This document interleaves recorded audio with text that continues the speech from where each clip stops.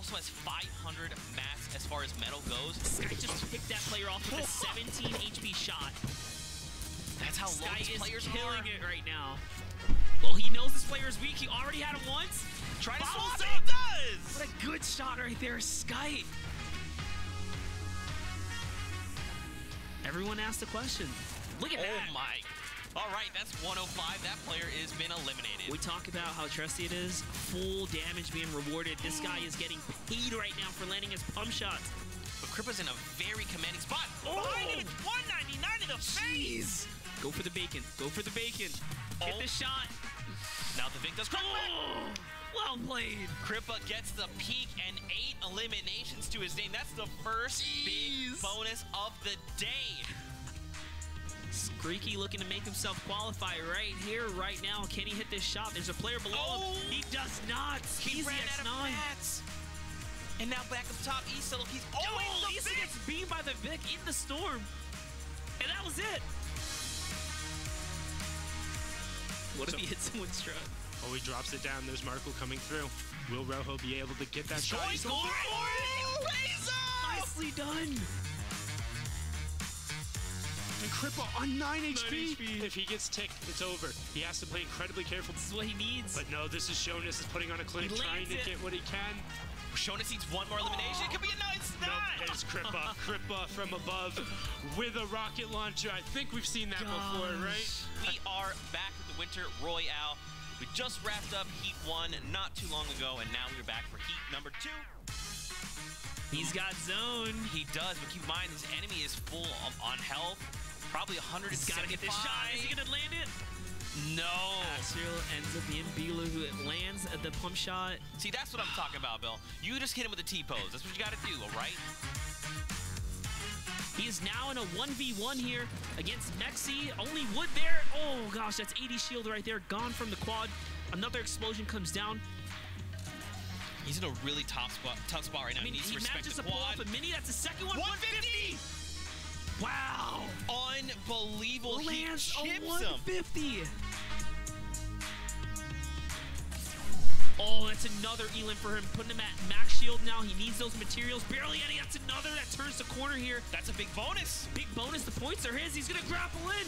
It's a 1v1. Lands a shot. He got every single player. Incredible. T-pose again for Zeke. Look at that. He's forcing this player right over on the left. It. Oh. This is Motor's game to 42. lose. 1v1. Yeah, he got hit. Actually got it. He got hit by the hand cannon. Oh. Oh. And he's going for the grapple play. This is barely a miss. He's got enough materials to take it to the sky again. He needs to be careful. Right there. He still has max HP. This is what he needs. He's running through the map. Oh, it's a grapple. It's another shot.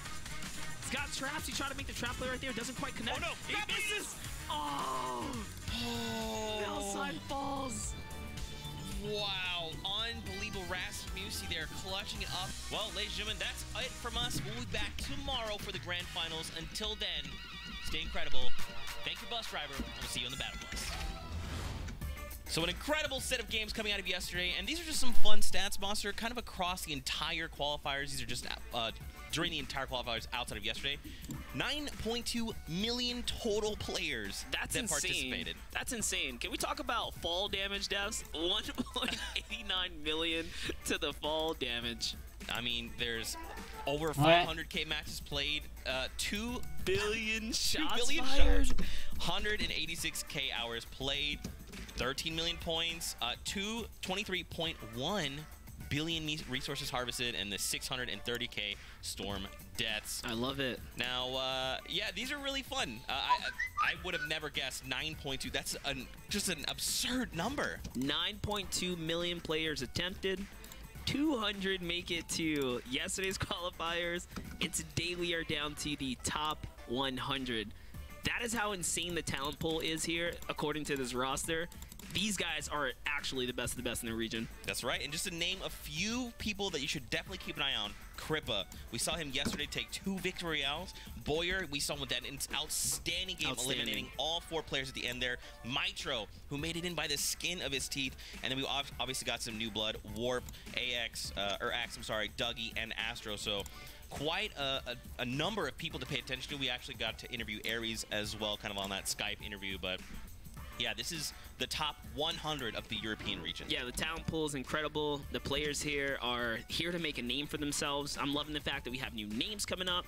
We have just great days for as far as yesterday's performances went. And we're going to be loaded with plenty of great gameplay to come. Just looking at those highlights, I really felt the energy. It was genuine. It was awesome.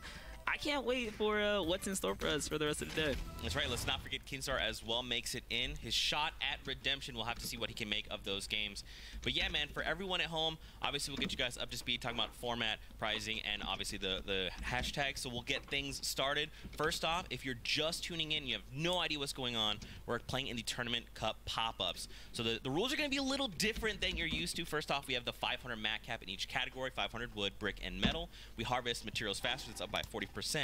And when you eliminate a player, you get 50 health. If you have 100 health, that turns into a 50 shield. And we've seen players use that pretty aggressively. Yeah, the 50 shield can be such a bonus, especially when it comes down to fighting in the storm. It's a bonus, man. I love it. I think the community's been loving it. The fights have been incredible. Just watching how things can quickly change when a player gets into those situations and they get that payout for the shield. And they're just right back on their ball just to get it all rolling again. That's right. And then obviously outside of the Scavenger Cup, we have an old favorite coming back, and that would be the big bonus. So we'll take a look at that. Obviously, we've got elimination threshold. So at 3, players will get 1 point. At 5, they get 2 points. And then at 7, they get 3. And then after every elimination, after 7, it is an additional point. So at 8, basically, you're walking with 4 points, 9, 5 points, so on and so forth. And then obviously, we have placement points to be divvied out as well, Monster. Yeah, and yesterday we talked a lot about that biggest bonus that's to come. I think that's going to be a 20K prize on the line today. It's going to be pretty awesome to see who can get the most eliminations in a single match today, so a lot riding on that. Then, of course, you have placement points. 4 to 10th place, earning themselves 1 point. 2nd to 3rd is going to be 2 points. And if you can snag yourself that prestigious Victory Royale, that is going to be 3 points, which is going to really bump you up the leaderboards. Today, there's a lot of prizes on the line. What do you think about that as well, Well, here's the thing, man. Everyone that has played, like you talked about, we went from 9.2 million down to the top 200 and then again to the top 100. For just making it to finals, they're going to see a piece of that prize pool. And then obviously top 20 and up is kind of those bigger prizes to be divvied out. So players are going to have to look to keep consistent games throughout the 6 games that we're going to be playing to shoot for that top and really challenge the top best of the best. I still can't believe there's 9.2 millions that attempted. I wouldn't have thought we would have known those numbers, but that's actually incredible. We're looking at 100 players. We've boiled it all down the European region. I can't wait for it.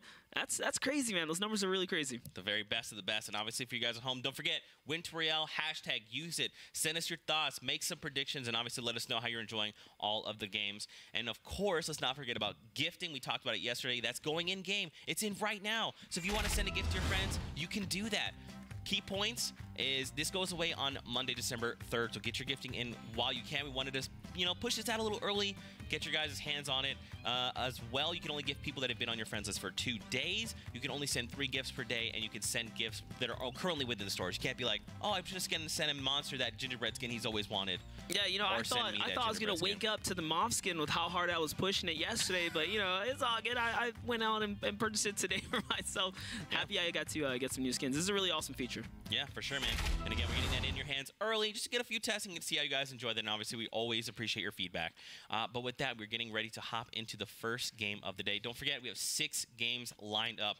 The top 100 best players in the European region. The games are going to be just out of this world. Yeah, we've done made it. We're at the grand finals. This is it. This is their final attempt to lay it all on the table and really prove to everyone they got what it takes. This is your shot. I'm getting ready right now as we speak. Is there anyone outstanding that kind of pops in your mind as players? I believe for me it would probably be Boyer. I mean, he had pretty consistent games throughout the day. Anyone for you? I think Boyer, after yesterday, really became a fan favorite, but I'm going for Warp, man. I'm still so impressed by the 7 elimination that we got to tune in with 43 players. It's ringing in my mind. I can't really wait to see what he's got now that the competition has gotten even sweatier. It's like even crazier now, right? Because arguably we're looking at top 200 as far as the competition went. Now we're looking at the actual top 100 going toe-to-toe today.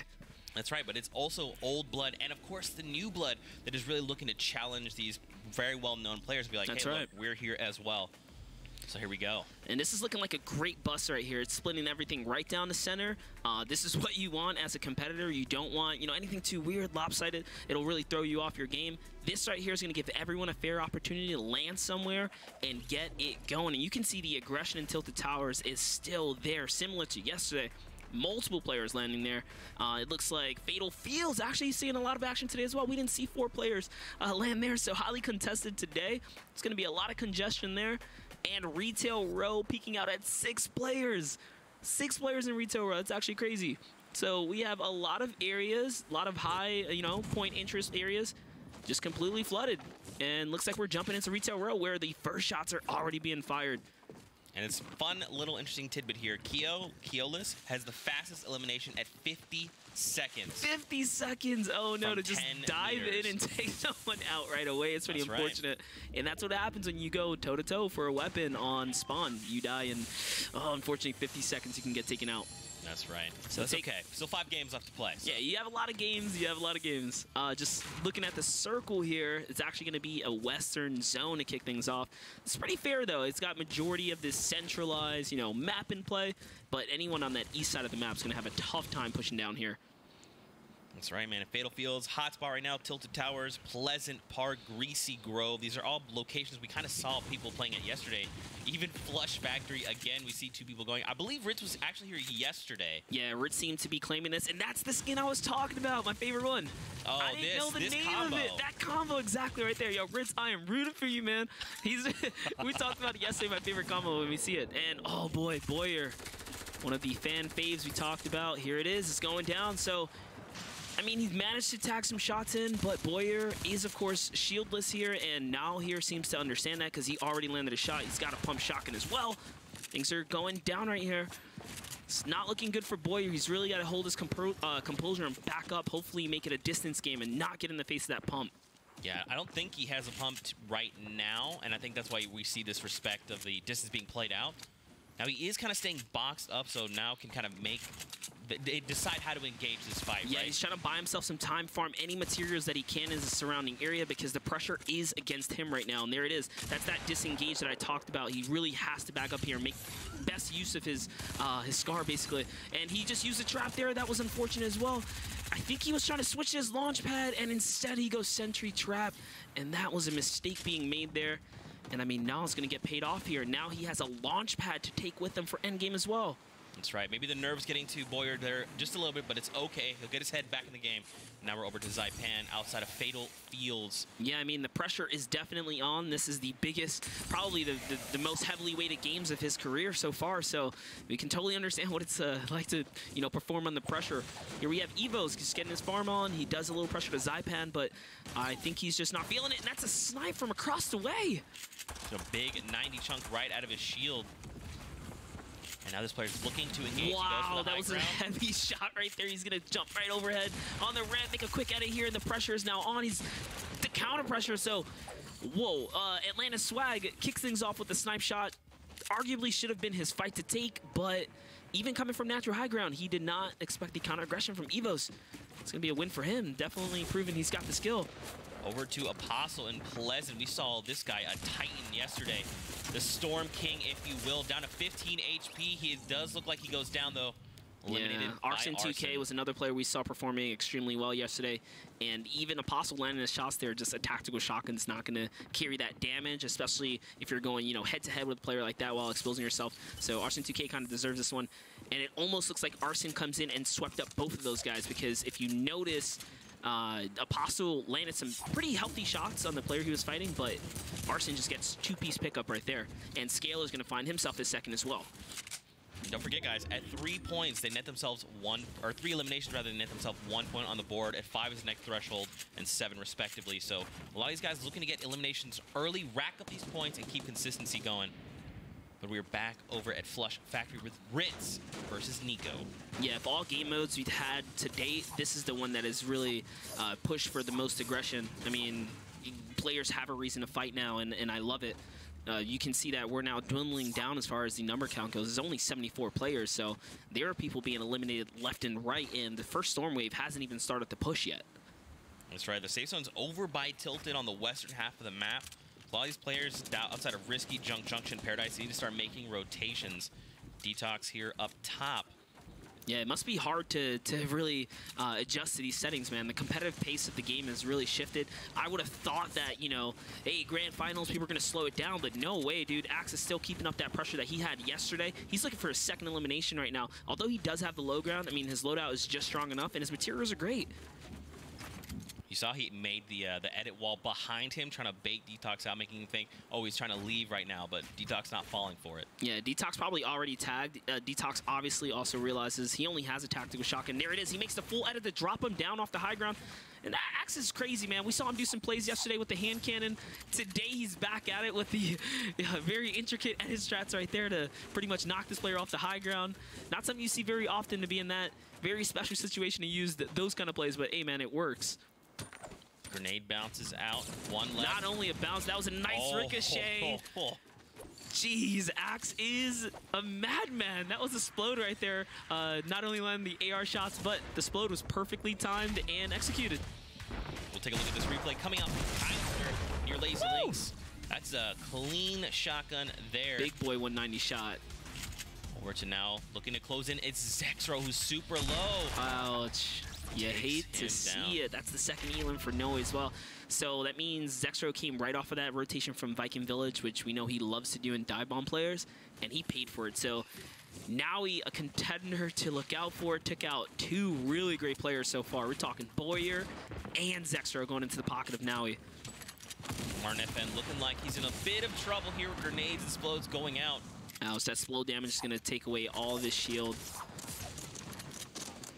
Now Della is low because Wixie is behind him, applying some pressure here. So Wixie knows this is his fight to take right here. Although he doesn't have heals, he's trying to play towards the storm just a little bit here. He does have quite the long rotation, but if I'm him, I go for it. He knows he landed a slow damage on one of these players and the other has to be weak.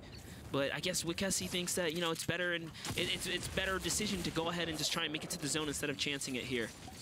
So Martin secures that elim, which is good for him. He'll get that extra 50 health on elim. But now Wixie, looking to gatekeep Martin as he makes his way in through the storm. Yeah, what's going through Wix's mind is he can still get at least one. He doesn't have to risk staying here for two. And ultimately, he doesn't have heals, and neither do those guys. So I guess it was the right decision not to chance, you know, heals being on those players because they didn't even have any. That's right, and I'm happy we're taking a look at Mitro. This guy is a titan. We've seen him perform incredibly well through the summer and the fall skirmishes. Yesterday, he barely qualified, man. He was toward the bottom 50. Mitro is extremely talented. We've seen him perform consistent day in and day out. He just had a rough, you know, second qualifier. I'm really happy he did manage to pull through, though, because here today, he's looking like he's in a lot better shape than he was yesterday. He already has an elim. He's only too shy of an extra point, and it looks like we're going for the push here. Yeah, I mean, look at his loadout. Almost completely maxed on materials, just missing the 5 wood there.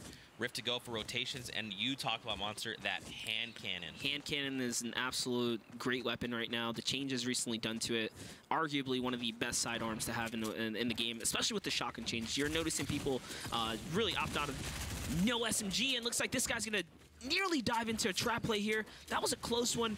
Wick, we just witnessed coming up from pressuring some other players. He's going to get caught by Martin, who was farming at the broken area by the diner. That's right. Remember, they were fighting out in the storm. Wick decided to bail. Right. And then Martin turns the entire situation around. Wick must have dropped his guard just a little bit here, and we're going to jump into that Mitro highlight right here. Woo! Dirty, dirty play right there, landing in heavy AR. And this is just not too far from Martin, just north of that broken house I was talking about. Another star here being born. That is Axe, the new blood, joining us for the Winter Royale. All these players are so close to one another. We're looking at this eastern side right now. There's a lot of good talent in the eastern side. This is going to be crazy. And it looks like Scram has 2 players on him. Man, look at this new safe circle. It's over by Greasy, and a large portion of that circle is being cut off the map, so a lot of these players have a lot less play space to work with. Oh, man, it's so rough when, you know, the water kind of gets a good share of the zone here. I mean, lucky for us, the Storm does get into those moving areas, and just according to the damage tree here, Kripa just got chipped down, all shield gone, so he's in a battle. There's a lot going on around the map as far as these battles go right here. Now Scram. I mean, he's got got the holding best, it down. yeah, Look he's at on the best spot. You look at the map. I mean, there's players everywhere. He's got guys behind him, in front of him, below him. This is tough. You don't want to make a move right now, but also keep in mind they all have to rotate eventually. Take a look at the current scoreboard. Warp there, another new blood. Second place, right behind Scalar there, Arson as well. So right now they have 1 point Scalar and Warp.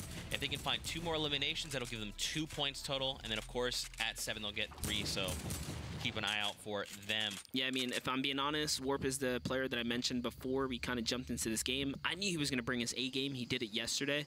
Look, he's leading basically in elims right now, tied up with someone else, and here he is. He's coming right into that cluster that we just witnessed over on the western side of this mountain. I wonder, this is a decision-making that, a decision skill that he has to make here. Does he want to go right or left? Left, obviously, showcasing that a player's been through here. Right, there are a couple of builds there, so he's going to go left here. Back over to Bella EU. Looks to have Farron's there on the back foot. Yeah, Bell managed to win a game yesterday. No surprise, this player is actually, super good, obviously, at the game. But both of these guys are one shot to a pump. I think minimal damage at this range is going to put someone down, so whoever has the best reaction speed is going to win this battle here. And you can tell they're very cognizant of it. That's why they're building a little more than usual. They're just trying to make it and stay alive. There's 3 players that basically one shot in the same location right now. They all must have contested against one another. Bell looking to close in. Farron's on the other side of this wall. It's good distraction right there. I mean, someone to put down a roof panel play. That means whoever's on the backside of that can't make, a ramp jump to protect themselves. And he's got to be careful. Yeah, he was flirting with danger right there. Definitely sitting next to all of these walls. You see how quick that player was able to edit. Farron's here. The respect coming up from both these players. They know that they don't own every single wall. We saw them moving along, and Axe eliminates Zeke. I'm gone, I guess. Even amongst all of the cluster, Axe has the guts to dive in players' boxes and take on battles. While everyone else is trying to be cautious and play it slow, Axe is not with it. Knowing that he has max shield, max HP, he can dive onto any player and take that risk of an engagement at close range because of the payout system for shield and health. Man, there's so many big names. I saw there on the left, Rojo. You saw him with that crazy shotgun play right on the side of the ramp. Nice peek right there. Bell's going to catch Farron's here. So this cat and mouse game finally comes to an end. Yeah, Bella comes up on top. Here it is, Ghost Issa. I mean, again, as well, just to continue to highlight players, we saw Issa put on quite the show yesterday. And look, we were just talking about Axe. He's not done yet. He's diving into another battle, but he's in a very bad situation. That's Dynamite being cooked right underneath him. He's going to be blown down, and this might be the end of the road for Axe here. He might have pushed the wrong player. Warp is going to get chunked right here. You don't want to see him go. He's such an aggressive and great player, but Veron is not letting him breathe right now. Axe needs to jump in this. This might be the saving grace for Axe. Axe fought Warp, and Veron gets taken out by Warp. So Warp joins the fight, and look, Axe is like, whatever happened over there, I'm good. I'm just going to disengage and get Axe safe. is a genius. That means he was paying attention to the kill feed. He realizes Warp is the player that put him in this situation, and Warp walks away with that elim. He has to get out of there. The player's going to be able to not only benefit the rewards of getting the elim, but of course heal off all the materials and resources potentially gathered. Look at all these players, Monster. We're down to 55 currently in this circle. This is high-tier Fortnite if I've ever seen it, and exactly what I expected from these type of players. And look at how many players are congested on top of the diner here. You have Mitro in the mix as well. Yeah, Mitro here, Ghost Camel. We saw in the background as well, Rogamra, who made it in with just 2 points in that final game and pushes from just outside of that bubble of qualifying right into finals. So, and this is where things really start to slow down when you have just the circle getting tighter. You kind of feel that, hey, maybe with, just a little bit of luck, I can rotate and not get touched and make it to end game. This is where players start to switch up their play style. We've noticed a lot of aggression in the early game, but mid game, when you're on top of one another like this, it is the most dangerous to take a battle. Back over to Warp. Look at this loadout. It's absolutely such a great incredible. loadout. The only thing he's kind of missing on is a little bit of the wood, but that's okay. He's got about 50% left. Yeah, all in all, head to toe with the grappler. This is amazing. We've actually seen a lot of players utilize this grappler due to the Scavenger Cup halving your resource cap there. So yeah, because you can rotate. It's really nice. There's Issa not playing any games, hand cannon getting put to work here, making his player burn through his most valuable resource. That's the metal. And that's kind of not where you want to be as the other player on the receiving end, because you're burning through your metal this early. You don't. Look at the zone. Oh, man. You see the map right there? These guys are right on top of each other. It looks like a little rainbow. We still have 48 players, 30 seconds before this next safe zone starts to move. Sensi Gaming still alive. Another player we saw yesterday performing. Happy he got to make it through. This is their time to shine right now, though. 48 players remain. More than half of the lobby gone now. And if I remember correctly, I believe Issa plays on controller. Yeah, Issa, one of those players that I think, yeah, like you said, play on controller. It's hard to do too, right? You don't really get to see these guys make it to end game very often, so anyone that is represented for the controller community, can't wait to see that. Yeah, I think him and Camo both play on controllers, so to see them kind of go toe-to-toe with these players is very, very impressive. Currently 16 minutes into just game number 1. And it's going down. Ooh, we got to see catch some good highlights in game 1 yesterday. Now coming back for his second time at, Glory today. Happy to see him catching an Elam right there. That's very nicely done. Shield payout is going to help him out, or the health payout, I should say, on this rotation. But he's going to get chipped by a shotgun on his rotation. Now look, Axe is in a much favorable spot. We saw him pretty wounded, had to disengage. Looks like he picked himself up an elimination at 4 right now, by the way. Yeah, so Warp is also leading with 5 here, so Axe just not shy behind him. Axe and Warp, some of the newer players coming into the scene here. This is Elam number 5 for Warp, bullying his way straight through with the compact SMG. And he has, one of the best loadouts for this game right now. And now we're nearing the final few circles. So if you're new to Fortnite, things you want to pay attention to, mat count. Taking a look at Axe, he's only got 500 metal. That's pretty substantial, but everything else lacking. Also watch the ammo counts. Only a few mags there in the AR. I just can't believe how many players are just absent in the southern area right now.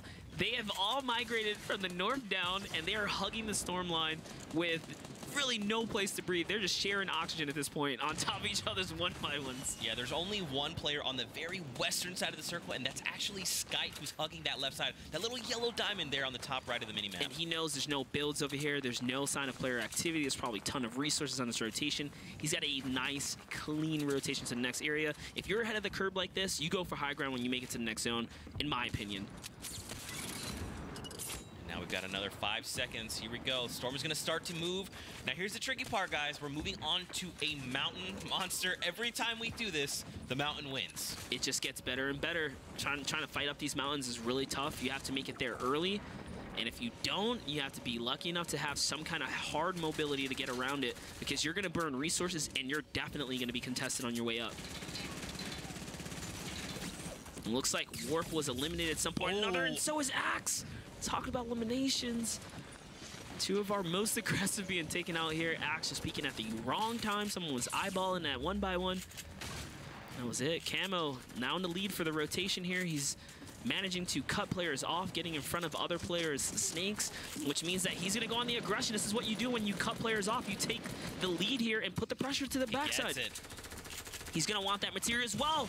Nice RPG. That was a close one. He saw it coming. Keeps the pressure up. That's 30, a white number there. That means Camo's very aware that's straight to his health bar. He's still going to keep pressure going. Camo, being that he was leading the storm rotation, knows there's no one behind him, and he can put the pressure on anyone trying to come in from the front side right here, and that's exactly what he's doing right now. And we're moving in, guys. We're almost top 20. Well, now we are. Players are looking to compete for that top 10, because at that 10 spot, they're guaranteed a point. So we're going to see things slow down, players be a little more cautious. Yeah, I see that. He's going for the grapple. Even with one shot, he dropped a full med kit. And he has no medium bullets. He used all of his resource as far as mediums go there. And he actually decides, you know what, 2 med kits might be better than 1. Grapple shot here, so he goes for the 2 med kits instead. I mean, mean, he's got plenty of mats. He's going to be able to make this rotation. Oh, he's going for it. Yeah, he's absolutely going for it. That's a great spot on the launch pad right there. Worth 10, 10 tick from the storm to save yourself that many materials. We're down to 13 players, Iki. 3 more, and then each player will be rewarded with 1 point. Look how many players still here left alive, scrambling. Those are whites going out. Nice job from Mexi, the young bull, one of the younger contenders here from the European scene. I believe just turning 16, so lucky for him to be able to compete. He's on 2 elims. All he needs is 1 more. He's going to get a 2nd point here because he's made it to top 10. We're up to, we're top 10 right now. Now low on materials, though. He's not really watching it. He's got to get into this fight right here while he can. He has 1 build left, ticking through the storm. He's got to make it to safety. He needs an elimination to save him here. It's going to give him the HP he needs. He gets it, but then gets hit right in return. Eagle's going to be able to take him out. Mitro stole the elimination from right in front of him. He could have healed there with that 50 HP. Would have been crucial, but now Issa looking to make rotations. 2 grapplers. Over to Camo, who's going toe-to-toe with someone. Top 4. 4 players remain. Ghost Camo has a point here. The next person to get eliminated pretty much loses out on a point here. You want to stay alive right now for multiple reasons, obviously for the Victory Royale. And Gomro's going to get eliminated by Eagle, but Gomro does make it to the end. So those are points for him. He's off to a great start. It's now Camo alive, Issa alive, both of these guys in a Ghost organization. And oh no, actually Gomro's still alive in the air here. Still going to play high ground. Rocket comes out, destroys the structure. He only has 50 materials, now down to 10. This is his final build right here. This is the battle that he has to hit his shot. He needs to connect. He's surrounded by players. 3 grapple shots left. What's he going to do here? He's getting shot in return. They're both deciding to target on him. Gomro goes down. Melted. It's Ghost Issa versus Ghost Camo, both members of the Ghost org here. And it looks like Issa is in the high ground here. He has 70 materials. This is where you want to use the sentry gun, those 1v1 situations or something like that. He's got a hand cannon. His loadout's looking great. He goes for it, misses the shot. Camo just tried to make a risky grappler play. That might have been his last shot, actually, from what we last saw. That's fall damage. He lands both shots. For it. Well played. 6 elims for Issa. That is absolutely crazy. Issa securing his first Victory Royale with 6 eliminations. Now keep in mind, he did get 6. He was so close to that next threshold, so he didn't quite hit 7, but still 5 points to hit the board for him on the first game. That was incredible. At one point there, I thought Gomro was down. There was just so much chaos going on. Happy to see him make it to that 3rd place right there. That's the whole point. That's why you want to be alive in those end games. I'm just really impressed with the fact that both Ghost Camo and Issa were there all the way at the end. They take down Gomro, and then they have to kind of turn on each other. And they're like, oh, well, I saw what your name is because you eliminated Gomro. I guess we're going head-to-head, buddy. Yeah, Ghost is one of those organizations that have been showing up, and obviously now both regions. That's a respectable game 1 for those guys.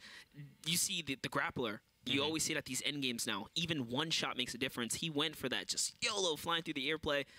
Misses the pump. Both of them missed the pump. That could have been, really the end game for both of them. That was checkmate. Yeah, absolutely. We'll take a look at the final moments coming out of that first game of the finals and see how Issa picks up the elimination there. Here's Ghost Camo. He readies up that grappler right after he just misses it. He didn't realize Issa goes for the drop-down play. Catches him by surprise. 75 from the hand cannon. Followed by a very healthy pump shotgun shot there. And there it is, the 1-2. 131 from the pump shotgun, 75 from the hand cannon. It's like a trend. We're seeing the hand cannon connect day in and day out right now from these players. That is accuracy if I've ever seen it. That's right. We saw the 75 coming out from the body shot. Yesterday, we saw someone from the hip hit a 150 to the face. Yeah. The hand cannon just showing that it can melt away shields. So be careful in these close quarter engagements. Loadouts are definitely changing as the game develops, and there it is. That's right. And if you've never seen Fortnite, you're kind of new. You definitely want to keep your eye on players with that hand cannon. Something to note is it punches through structures. It one-shots enemies' wood structures that they build, and it can basically 2-tap metal and brick as well. And more importantly, a freshly built metal and brick does, of course, get 1-tap by hand cannon as well. So in build-offs, you're able to just target ramps and really catch it, break the advantage to the high ground really quickly. Yeah, let's take a look at the highlights coming out of game number 1 in the finals that did not disappoint, guys. I mean, this was just action throughout. Yesterday in Heat 2, we kind of saw things start off pretty slow. Players were a little bit almost timid, and now they're just like, look, this is finals. We need to full send it. Yeah, not today. Players came with their A game. You see Naui actually picking up two of our favorites here, Zexro and Boyer going down early on. You're talking the first 80 players, pretty much to be eliminated here. And then Warp and Axe showing up just like we thought they would, earning their points through eliminations, not necessarily placement this time around, but doesn't mean they can't make it to the end game. I mean, that's the thing, man, is they're going toe-to-toe with all these more, I guess, recognized players and saying, look, I mean, I'm a threat. Players may not know who I am, but you're going to know who I am after today. I was going to say, I mean, like, after today, people are definitely gaining some new fan base without a doubt. These are the final moments where Issa goes toe-to-toe. That's a 74 and a 131. But now, we're going to take it to the standings and see where our players line up. So again, top 20 are who will place in the topmost portion of the money. Issa right now leading the pack with 5 points, but Camo right behind him with 3. So we'll hop on over to the second page and see who else is in contention for that top 20. So Markel versus Airwalks right now, and Dougie, new blood, looking to shoot for that top 20th spot. Yeah, I mean, out of all the numbers being put up today, down to 20 players earning themselves a point, that's a lot better than any of the heats I think we've seen in the past. I think yesterday the second best was like 19 players managed to score a point in like the game one. This is up to 20 points, so the variety of players earning points right now is up there. Yeah. I mean, and if you start off with a 2-point lead, you're off to a great start for your first 6 games. Yeah, of course, and obviously don't forget about big bonus. If players hit that 7 elimination threshold and go past that, like we saw Boyer do yesterday, drop 10 eliminations. If he can repeat that and be consistent, I mean, he's looking at a 20K payout, and then, of course, being all the way on top of the leaderboards. It's hard to get a big bonus. It's not every day you see big bonus. It's something that is extremely difficult to do. We saw it done, twice yesterday? Yes. Only 2 players managing to break the 7 elimination threshold to get extra points to feed in straight to leaderboard. And for interesting part, both the players that did that, I think, skyrocketed themselves to top 3. Yeah. So that's how much these eliminations can change the pace of your game and the pace of your positioning, which, of course, will lead you to that big prize that everyone's fighting for. Not just the respect on the field. Yeah, that's right. And of course, we want to remind you guys of that 50 health on elimination. That's why we're seeing a lot more aggression come out. Typically, before, we'd see players not want to take early game fights, because you get dropped down to like 3 HP and you're like, that fight doesn't really feel worth it. But now with the 50 health, you're like, I'll take this fight and get aggressive. And if you can chain together eliminations, you go, let's say, the second fight you take no damage, you're now at 100 health with 3 shield, right? Yeah, this is really changing things up. It's definitely not only a game changer, of course, it's a pace shifter on the game. Like, the pace of the game has really changed. We're reaching just closer and closer to a healthy competitive standard. The heal system, rewarding players that are pushing players, hand cannon, rewarding players that like to run aggressive loadouts, arguably even stronger than SMG now in these close quarter engagements. Pump shotgun making a huge resurgence. We didn't see not one double barrel play throughout that game. Maybe we missed some of the highlights, but for the most part, everyone we're jumping to, it's just pump shotgun, heavy shotgun.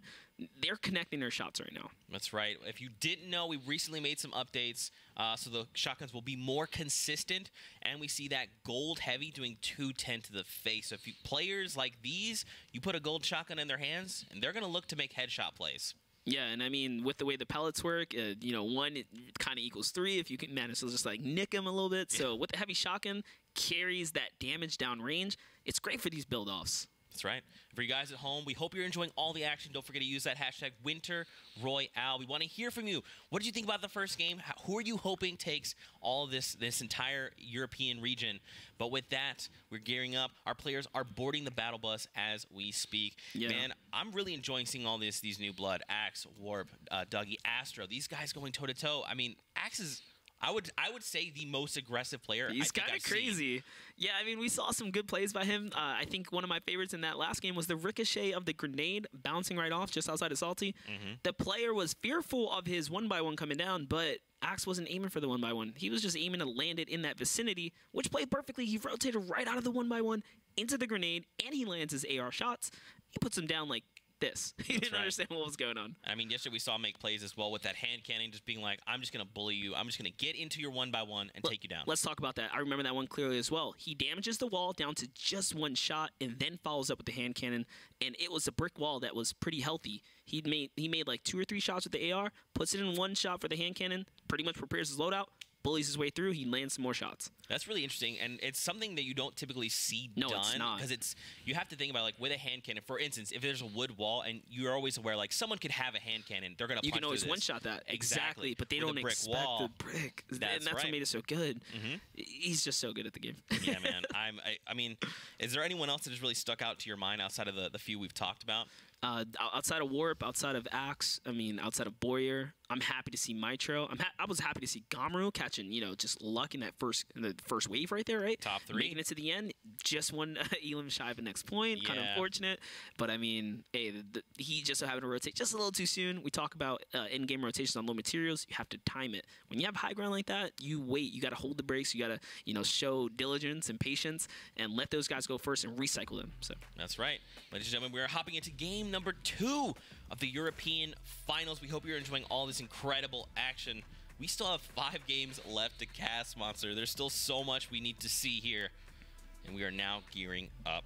These players better lay it on the table. This is your opportunity, guys. Game 1 was amazing. 5 more intense battles to come. The bus seems to be splitting down the map again from the west to eastern side. Another great battle bus. You love to see great battle buses. You never want one that's too favorable to one side or another. It can really throw off a player's game. Yeah, for sure. Someone we haven't seen yet is Keenstar. Obviously, he did make it in. Initially. And, looking for redemption. We're hoping to see what he can do. I mean, he is a menace, honestly. He's super calculated, super tactical. Absolutely. So I'm hoping to see him come out more. But now players looking to land. Look at Pleasant Park again. Loaded with players. Retail Rail seems to be loaded with players again. Salty Springs surprisingly uncontested for a 2nd game in a row. If you're someone that pretty much got taken out early on. I think last game was Keolis who led the game with a 50-second early game Elam, legit in the lead. You want to be, it looks like Samsung might be taking the first one here, takes out Claymore. I'm just so interested in how people are willing to YOLO land for a weapon. It's so scary. Samsung secures the first elimination in just shy of a minute. That's right. And Zexro, I wonder if he's aware of that llama very close by, because that would definitely help out his early game. Here's another small tidbit of information. Keenstar with the longest elimination so far with 8 minutes. 2 llamas in the same area over here as well around Zexro. There's 2 llamas, so there's that llama we just saw. There's actually a second one very, very close by. Llamas for early games set you up amazing competitive mode, not just for the materials you get the early bump on, but more importantly, the ammunition. It's hard to come across medium ammo. It's even tougher when you need light ammo to, break down walls and stuff. Early game ammunition, super important to your resource economy.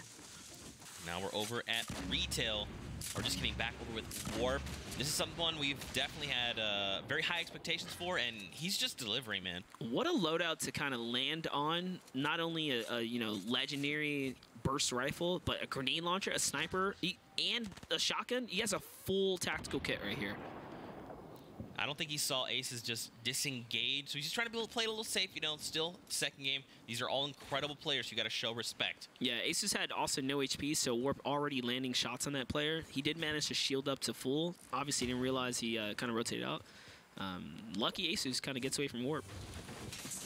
And Ego is here in yonder yard, finds himself a slurp. He does have that purple heavy assault rifle, which is really good. It's been beaming people down all day. Last game, all day yesterday. Yeah, last game, Keoli is pretty much starting things off with the first elimination. Now it seems like his place is being contested, and he didn't catch the Elam early on, so he's got something to worry about. Ego popping that slurp juice is going to put him up to 75 shield soon, and if he doesn't push now, if he can't get shield now, he's going to be in a rough spot. Keo's got poisons. The stinks. That's what you like to see. Over at Tilted, we see Melside here as well. We saw a lot of Melside yesterday, and this is a very, very talented player. And it looks like Just Illegal actually picks up both of those llamas that were near Zexro. Just Illegal going from 0 to hero. That's going to put him at 400 cat minimal for all of his materials. And the ammunition for days right now to push any player comfortably. On top of any utility items that are going to come out. Players are at his mercy right now. And looks like he always is keeping up the aggression here. He manages to land a little bit of a shot. That's shield right there. He's going to need more than that, though. He's getting chunked here. If he can't land any shots, he's got to back up. Definitely a good time to get out of here. And is he going to box here? Yup, there's burning through resources that he really doesn't own. The cutoff! What a play. Wow, Hayes Ego immediately identifying where he might be backtracking to, recognizes going through that little door. We just fought through there. I'm gonna walk back, and there it is. Best part about it is he was under pressure, so he knew where the Splodes were opening locations, and he uses that little bit of information to catch a drop on his opponent. Looking over at Ghost Isa, who picks up a grappler. We'll take a look at this replay. Isa off to one crazy start, busting through the wall. Whoa! Savage. Okay, breach and clear. All right. I like that play. We've seen, what was it, Mitro, who first kind of introduced this to the game, right? Using those impulses to break through builds in a flashy way. I mean, it's effective. That's right.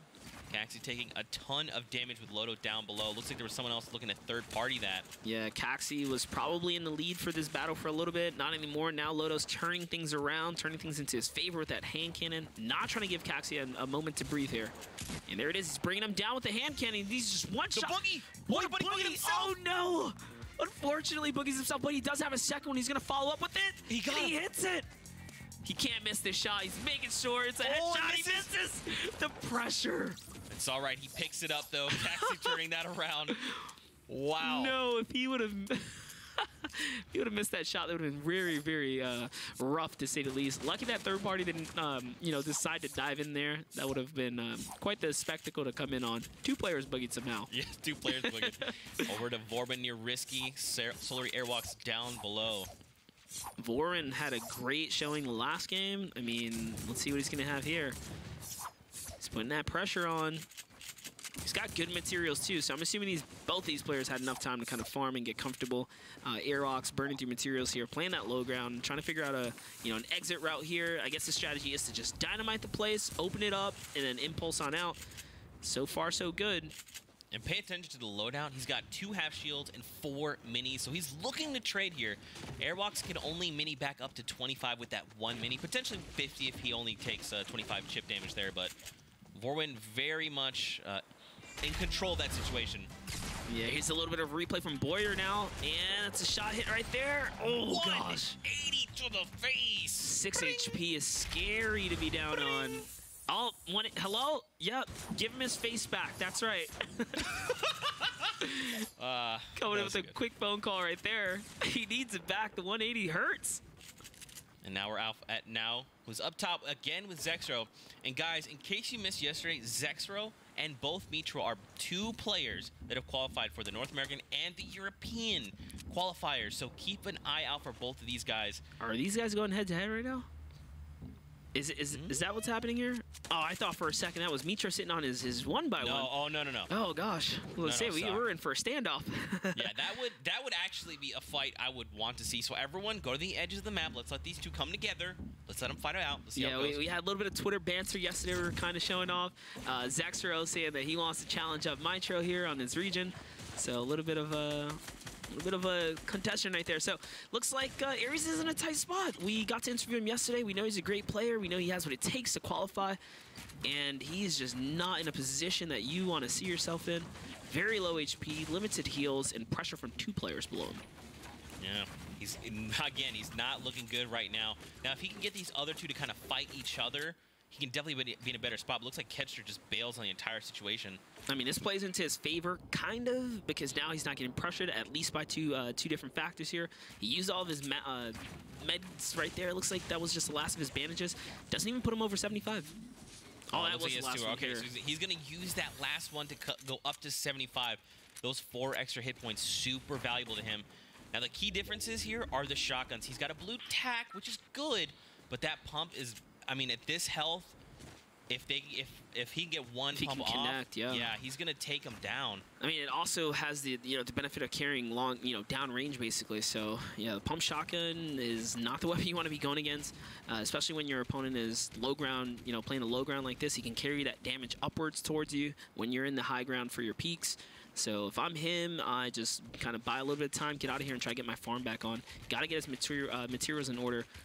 Or he has to make a really big play here and get some shield off this engagement Falconing Touch, which is also pretty difficult. Now we see the new safe zone encompassing just around Leaky Lake and Tomato Temple. and the divot as well. And we'll look at the scoreboard where we see Gaffo up top with 3 eliminations, Nico right behind with 2. I mean, again, Issa showing up as well with 2 eliminations. Yeah, J1 Nasta, another player we saw yesterday, you know, just having a very consistent performance. He's off to a good start right now. Gaffo currently our elimination leader in the lead with Elims, and looks like he's on a good spot for this this map to just kind of chill out. There's not a lot of players on that north side of the map either. Most of these guys are contesting the southern and southwest area of this map. We see the Vic. We watched him play second in a game yesterday, and then immediately after that, taking a victory royale. And over the hill, there is Mitro as well. Camo here, too. I mean, yeah, Tamaru. These guys also happen to be like center map. Mitro known for his high placements, not necessarily for, you know, contesting players head-to-head all the time. He's definitely one that picks and chooses his battle. These guys are, you know, it's no surprise they're playing the middle map right now. They want zone, they want to chill, they want to make it to end game. Just Illegal, our 2 llama holder, right? He's loaded with ammunition, so he's just hanging out right now. He knows that he's got what it takes to make it an end game and really put in the pressure with the AR. So, you know, good plays for them. And he's got himself a quad launcher here. 3 rockets in the chamber. Down below, Narward is probably right around, I don't know, 112 HP effectively. He also has a quad launcher. Oh, okay, no, okay. double quad. So both of them have the destructive power to bring everything down right now.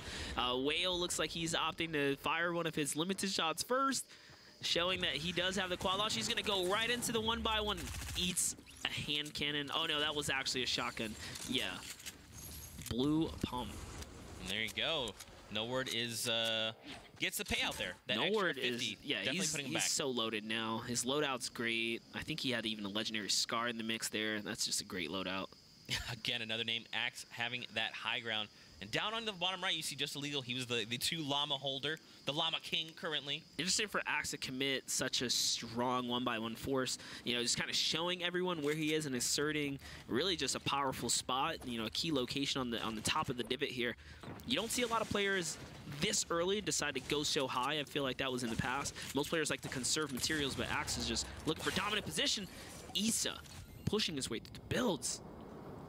Another aggressive player, and you know what? He finds himself in elimination, has the minis to top back off, so he's going to be all right. Yesterday, Issa had like one solid game that really nudged him way up to the top 10 positioning, if I'm not mistaken. Today, it looks like he's back-to-back performing right now, so managed to score himself a ton of points last game, pretty much, and now starting things off on a great footing. That's 3 elims already. 65 players remain. That's right. He's got himself a point. And keep in mind, he did get the 5 from last game with the victory out and the 6 elimination chain together. So he's going to be sitting on 6 points at minimum after this game. And I mean, he's poised himself in a really good spot, just hunkered down on the mountain here, being able to observe everyone else, be like, hey, what's going on? Where are you guys? I see where you're at. Yeah, Issa so far really showing that he wants the 75K in prize. I mean, he won the last game, and he's still, with that lead, pushing players when he doesn't have to right now. You know, he could be playing a slow game to kind of just cushion up, but he's taking the risk that it takes to be #1, because there is a lot of risk involved in going for the big plays to get the big points. Look at this new safe circle. North side up by Tomato Temple. And a lot of these flies at the diner right now. If you look at the map right now, I would say like 90% of these guys are not in the zone, and a lot of them have to run through one another.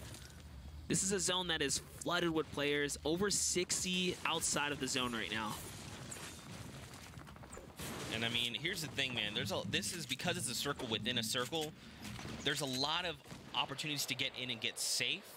So there's kind of not like a single funnel spot, right? So we're going to see players potentially making long rotations. You know, the instinct is, look, I'm just going to run in and get safe, but you can't do that with 100 or the 99 other best players in the European region. Someone has finally been eliminated. It was about a minute and a half of idle time of players just playing the zone, and just those little micro plays of the mind games that it takes in these end games to survive. But now the rotations are beginning and players are getting knocked. Elims are starting to happen again. Issa keeping up that high ground over there. Over to Razgul. Loadout's looking pretty all right, all things considered. He's got the dynamite as well as the pump. And the heavy assault rifle. We see Rasmusi go down there. All right. Looking to bring down the shell of this. He's going to sit behind this wall because he knows he can take it down with him without taking any damage. And it just wasn't enough.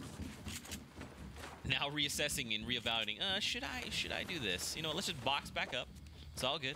Yeah, he was expecting a player to come down from that, but this is pretty fortified. And it's actually Issa above him. That's who he's trying to bring down from the build.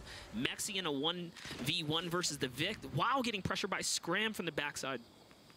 There was a lot, but look who else is still alive. That's Keenstar, looking to make his redemption story possible. He does have 2 eliminations and a hand cannon to his name.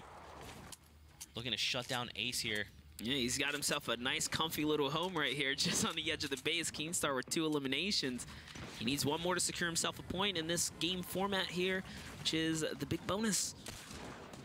Nico here, Ace as well. And let's not forget, over the hill, there was that massive battle going on. So we'll have to keep our eyes out on that kill feed. I mean, back to the action. Look, Issa had that high ground, immediately gets dropped down. Mitro over the hill here, just illegal. We saw him, the Llama King. He's poised, ready to go. Yeah, I like what Issa did there. Although he's using his very valuable grapplers, he's managing to conserve resources, letting players go first, and then piggybacking off of those to shoot himself to the next zone. And that's the problem with rotating without building. It's a risk versus reward. You start getting beamed through the walls here. Now here's the thing, man. If he could trade out with another player, he does have that gold heavy pump. So if he can one-tap someone, he can get the 50 health back. That'll give a little bit of shield as well. Yeah, but Issa quickly recognizing that he's in a tight situation here. It was Mitro that landed some shots on him, it seems, and he knows he's got to back up here. Mitro's off to the races with the grappler gun. He's gone from this battle. There's way too many players on top of him. He doesn't want to be here. Issa understands he's got to get out of here as well, using his last heals now. This is make or break situation. Either he gets an Elim, or he's going to be up for a really rough rotation in the bit. That is 2 more explosives falling behind him right there. You can see the dynamite lighting effects just all around him. Things are kind of tripping out here. This isn't looking good. He's doing everything's, he's just trying to stay alive right now. Players realizing that he's in a tight situation. This is probably a free Elim.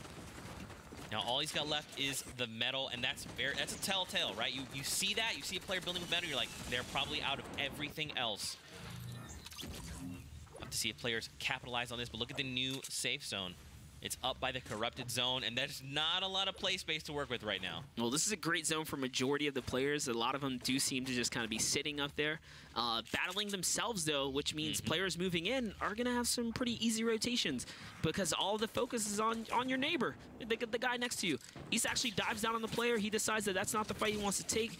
He also decides that this is the time he needs to waste all of his resources as far as grapple shots go. He's got to burn it all right now to make it happen.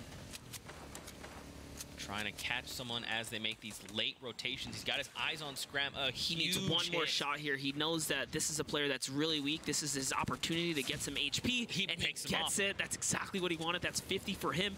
Now you gotta feel the confidence, kind of feeling for him. Like this is now 1 point away, or 1 Elim away from the next point, and he's healthy for this rotation.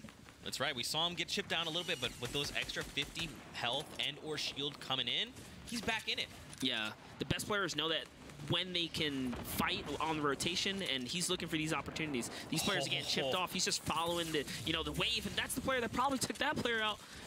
No, losing his lead now. That's okay. He's going to be all right. On the rotation, he did find 266 brick just near that purple shotgun there, so he's going to have materials going into these last few circles.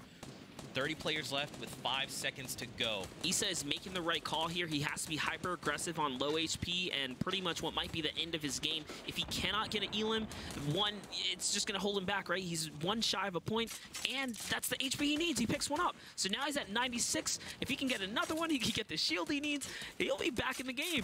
And he already has 5 eliminations. Monster 2 more, and he hits the next threshold, and he could potentially see a big bonus. The combination of the grenade launcher and, AR follow-up here is just great. He's blowing up builds, he's exposing players, and following up with the very accurate, epic scar here.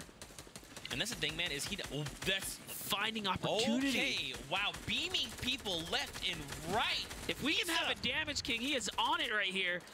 No one giving him any contention whatsoever. He's just sitting high and pretty, destroying players on their rotations, exposing a lot of grenade launcher shots there.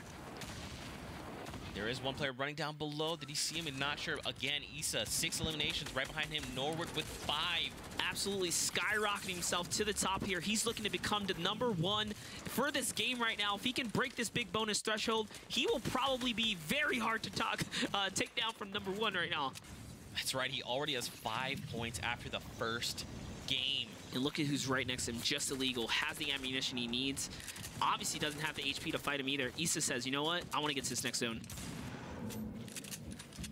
Man, I think Issa's playing this really well, taking that low ground. Does he risk the corrupt zone? He decides not to take the corrupted stone.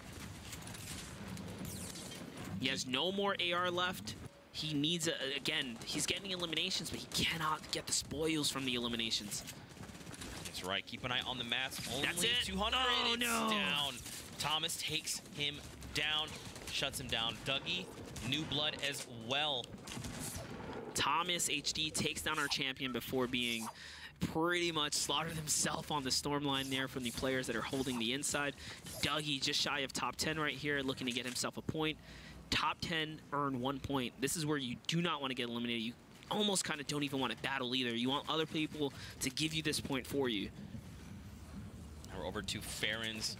And again, guys, a top 10, you get yourself 1 point. So we're going to see things slow down. No one wants to make a mistake. No one wants to be eliminated here early. They want to make it to that top 10.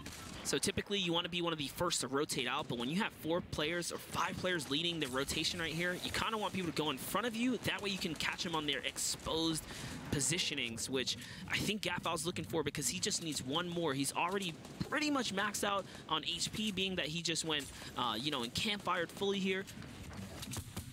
And there it is. He's catching players. They're going across. He's just playing it nice and slow, but all focus turns on him as Just Illegal catches a much-needed elimination. That's going to get him to 80 HP because he was really low. Dougie is up top, maintaining the high ground. A few quick lasers come out. And that is his second elimination under his belt. It's actually Mexi who gets taken out there. 1 more player to be eliminated, grants everyone else a point. And there we have it. Airwalks is going to get shotgunned. We are now in top 10. So everyone here is going to get a point, and they're looking to place top 3rd, or 2nd or 3rd for that extra additional point. Obviously, that victory out. Farron's with 5 eliminations That was a huge elim for Farron's, not only getting him to top 10, but getting him his 5 elims, and he's just breaking his way through the builds. Just barely. The Storm's going to take him out. Dougie gets shot by Raptor here. Ooh, gets taken out by Sky. Sky, another player we saw putting in work yesterday. Just Illegal's probably going to get taken out the Sky here. That glider really easy to kind of, you know, recognize coming down. He's so low in HP. Someone just got jumped into the Storm. Gebber's with the Storm against the back. He can't get ticked here either. Top 5 situation right now. Skype, Gamru, Gebber, Sokka, and Just Illegal. Just Illegal going down there. Sokka catches him on the ground level, eats an RPG, followed up from Skype with a shotgun. That's going to take him out. Skype has pretty much the best positioning right here. Gebber's down. Falls his death. It's a 1v1. Gamru versus Skype. Who takes it all? Take a look at the loadouts. Skype does have the 1 grappler and 1 RPG. He's going to go for the 1 grapple shot play. Skype has so much in his pocket, though, as far as resources go. He can make any play that he chooses right now. Gamrul is in a bad situation right here. 1 RPG shot down. Now he has no more of that. These are his final materials right here. Gamrul's just trying to hold the high ground on what he has left. The pressure's coming in. Look at the difference in He's shaking. loadout. He's going to fall here. It takes a lot of damage. Wait, did Skype see him? He had to have seen that happen. Skype now turning things around. Let's see what Gamru has. He's got to land his shots. That's 84. He trades back and forth. Oh, Sky's got to be careful if he gets ticked there by the Storm. He does have time to heal, though. This is really bad for Gamru right here. Shaping out to be a win for Skype. There you go. Gamru is down to 18 HP, and Skype closes out the game with a 78 to the face. Nonetheless, what a great effort from Gamru to make it to top 3. 2 games in a row. You have to show him some respect for that. Not only that, putting in work in those end games. Unfortunately, though, RPG, grappler, just Sky had what he needed to make those plays. Brings him down with the RPG, grapples up to the top, changes the entire game around, and there you have it. Loses that high ground really quick. That's right. We actually had 4 players in game 1 that had 4 eliminations, and in game 2 we had 5 players with 4 eliminations. So many of them coming near to that second threshold, just clawing, reaching for those extra points. But a stellar game number 2, so we'll take a look at that final elimination coming out of game number 2 in the finals, the European region. And there you have it. Look, Gamru had no HP. There was no way he was going to be able to survive this. And it was actually a 79 shot from Skype, so he needed a lot more than what he had there. Prior to that, it was an 80 shot from the pump from Skype. Skype was just connecting all the way through. Yeah, Sky was in control pretty much the entire time. The only difference was that Gamru had 15 effective bandages in his inventory. He actually had like a stack of 8 and 13, and then he kind of went through them, only having the assault rifle and the shotgun there as well. So. And the reason Sky was able to really assert, you know, the powerful positioning there is because he was getting those endgame elims, gave him all the shield he needed. Gamru just couldn't catch one in time. I think it was actually snagged from Sky, so that was a game changer for him because he was left on 9 shield when, you know, Sky pretty much skyrocketed right back up off the heal bonuses. Yeah, man. I mean, that was a crazy game. That was a good game too. This is finals, man. They are shaping up. They were not looking to disappoint. A lot of these players looking to show up and just keep things going. We'll take a look at the highlights of this game number 2.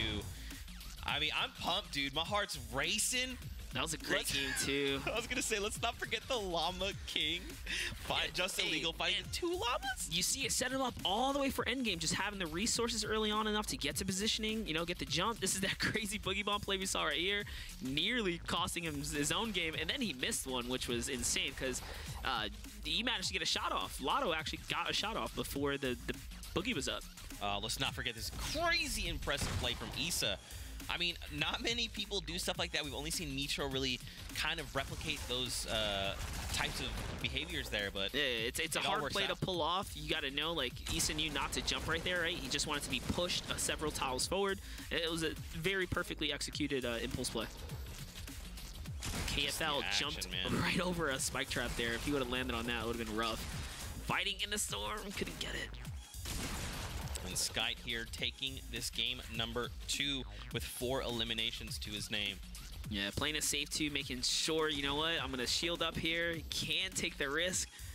And it works out. He actually jumped down. He went for it. We'll take a look at the standings. Issa still leading the pack with 7 total points. Skype right behind him with 5. Gamru in 3rd place with 4 points. Farron's in 4th with 3. And Camo in 5th with 3 points as well. Don't forget, guys, everyone that competes today will place in the money, but it is top 20 that are shooting for those higher prize pools. Right now, that's Mel side, and now Ngaffo just being edged out. Yeah, I mean, if you find yourself with like 3+ points, you kind of know you're sitting really good for that top 20 right now. And yeah, for these people now, look, we're down to 36 players that earned themselves a point as well. These guys are not far behind. Anything can happen in any one of these games. Just the right battles at the right times, the right positioning. You'll find yourself with 3-4+ points, getting closer and closer to top 10. That's right. We actually saw Keenstar there in the 48th place. He was in game. He had 2 eliminations, came super close to having that extra one for that first point. Couldn't quite make it, so we'll have to keep an eye on him for the remaining games. We're getting ready for game number 3. For you guys at home, do not forget to use that hashtag Winter Royale. We want to hear from you. These games are crazy. We've got 4 left to go. And let us know if you're new to Fortnite, what have you learned? We'd love to know. But yeah, man, what do you think? What do you think? We're gearing up for halfway through. These guys are setting the bar high. I mean, I can't believe Ghost Issa was like just dominating like that after winning the first game and then coming in and, you know, darn near winning the second game. He was so close to hitting that big bonus. If he would have broke free with the big bonus, I think he would have just, you know, that's it, hit the finish line, to be honest. That was a close one, so people got to kind of be, unfortunately, happy to him finding his demise when he did, because he was this close to just, first place is mine, dudes. Good luck, everybody. You know what I mean? He almost just took off, dude. That's right. We'll take a look at the stats. Just a reminder, and these are global stats from all the qualifiers. Again, 9.2 million total players. That number is insane. And now to narrow it down to the top 100 best of the European region. Think about that. These are the top 100 best players for just Europe. Yeah, these are some of the most, like, sweet stats I've ever seen. Just shots fired, hours played. My favorite, fall damage deaths, like 1.89 mil to those. Like, it's a lot of people, you know, pretty much falling and getting taken out throughout this this crazy week or so we've had. I almost want to see the stats like NA versus EU, because, again, these are combined. This is just combined, yeah. But 9 so points. Maybe it's like, you know, EU has maybe like 1 more of this thing versus NA has 1 more of this thing or whatever. That'd be really interesting to see. It's crazy, but, you know, ultimately at the end of the day, we're down to the top 200. If you manage to get close, if you manage to break that threshold, if you manage to get this far, you're amazing. And you can see why right there. 9.2 million tried, you made it in. So you're a winner already in my book. That's right. And of course, if they make it to the top 100, not only bragging rights, not only money, but of course, if they take it all they could say I am the #1 player for my region. That's a tough seed. That would be that's ultimate bragging rights. Yeah, it's like you put in your little Twitter bio. You know what I'm saying? #1 player for Europe. #1 player for North America and the region. No big deal. Something light. Sign me. Like, can you imagine? We'll take a look at that moment with Caxi. I actually want to revisit this moment with the boogie bomb, the double boogie bombs coming out. That was really, it was very close. So Caxi accidentally also boogie bombed himself. I'm willing to say this is one of the clumsiest professional level plays we've ever seen, but that's what makes it so great is that it could have went anyway. Like, Lotto gets a shot off, which means that if he would have survived that, like, Caxi would have been so clipped. Yeah. Like, Caxi manages to, you know, gather it right there. I'm sure his heart dropped when he missed that second shot. Like, whoa. Well, it's like, okay, I have to do this. Boogie bomb one. You're like, I boogie bomb myself. Yeah, and then it's like boogie bomb second. Okay. You miss a stun target. Like, what happened, dude? You know, what happened? A shot. But it's okay. He cleaned it up. Yeah, it was probably a little bit of nerves. It's kind of rough. You know, you put 100 of the best competitors from Europe in one lobby, and you're going to get a little shaky. You're going to get a little shook, all right? Probably. You don't know who you're going against. You know, these guys are insane. Yeah, I'm looking forward to that. Of course, guys, we want to hear from you. Who you think? Who would you like to see win? Tag anyone? Oh, okay, there you go. Tag anyone that you'd like to see come out. I mean, for me, again, there's just so many incredible players that are playing right now. New blood, old blood. And I'm just excited to be here in Cassie's games with you, man. Yeah, me too. I'm lucky enough to be back on this stage with you, Ziki. So third time. Thanks for having me, guys. Let's get it. We're getting this halfway point. The halfway point right here. This is game 3, guys. Let's do a game number 3 underway. The battle bus is on its way to the island as we speak. Now, someone I would love to take a look at is Kinstar again. You know, we saw him with the 2 eliminations, getting so close to his first point. Almost like you know, somewhat of an underdog, right? Like he just came, kind of missed the opportunity, then managed, you know, miraculously snag his way back in. So this is his time to really make a name for himself and showcase like, hey, I should be here and I want to win this. This is his opportunity. It looks like we are just another great battle bus. Man, these guys are, you know, a lot of favor as far as battle bus goes here, splitting it down the middle. Just another one, north to south here. Everyone's going to get a fair shot at gliding to where they want to be. And it looks like the llamas are in the northern side of the map this time around. Pleasant. Spread out pretty well there. All these guys, I mean, look how many players just making their way to this left side of the map. Yeah, they have a long glide here. Luckily for the guys on the eastern side, they're going to, you know, kind of touch down first, get a little bit of the advantage as far as the early game looting goes. I mean, that makes a little bit of a difference. That's how the bus can impact your game. Where you like to land, how quickly you get to get touched down, and just get your stuff together. We're actually seeing Noword find the first elimination at 46 seconds. 46 seconds. Noword says, look, guys, I'll take first blood. No big deal. Yeah, hate to see it. Here's Kylster, not off to a good start either. He's going to get beamed down by an AR and a pump shotgun as soon as he touches down as well. Marky recognizing, hey, that's a pump shotgun. I'm going to back up here. I don't have the loadout for this battle. Yeah, it's because he's got a tactical. I mean, he does have a hand cannon, but it's more important to kind of survive this right now. Play the long game. Yeah, I mean, if you can get a body shot, that's 75. That's nothing to scoff at. That would definitely send Marky reeling, but, you know. Yeah, you got to think about it. For all he knows, he just this player got a quick elim, and his shield is up. Now his shield is definitely up. Now he's popped the pot right there. But yeah, at first might have sounded like a good idea, but after that shot goes off, you recognize that you know that's an elim. You know he's healed up higher than you. It's risky. That's right, and that's kind of the big difference. Is again that 50 health on elim. You just have to constantly respect it. Normally you hear a shot, you hear 2 people fighting, like, oh, they're definitely weak. Yeah, no. And in a lot of circumstances they would be. Right. This is a competitive, you know, game shifter here. It's hard to you know, realize when a player's really weak. I like Marky hiding behind the pillar there because you have the window that does face the hall there. So ooh, not careful. No, Marky off to terrible push here.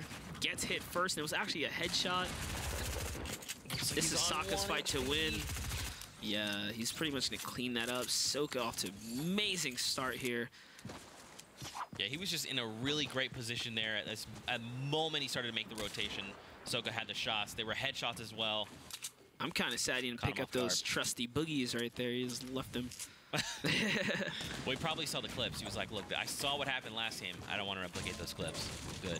Here's Lodo going on a head-to-head versus Rick here in Retail Row. Riska. And Riska has someone underneath him, a threat. Markel just chilling in the basement here.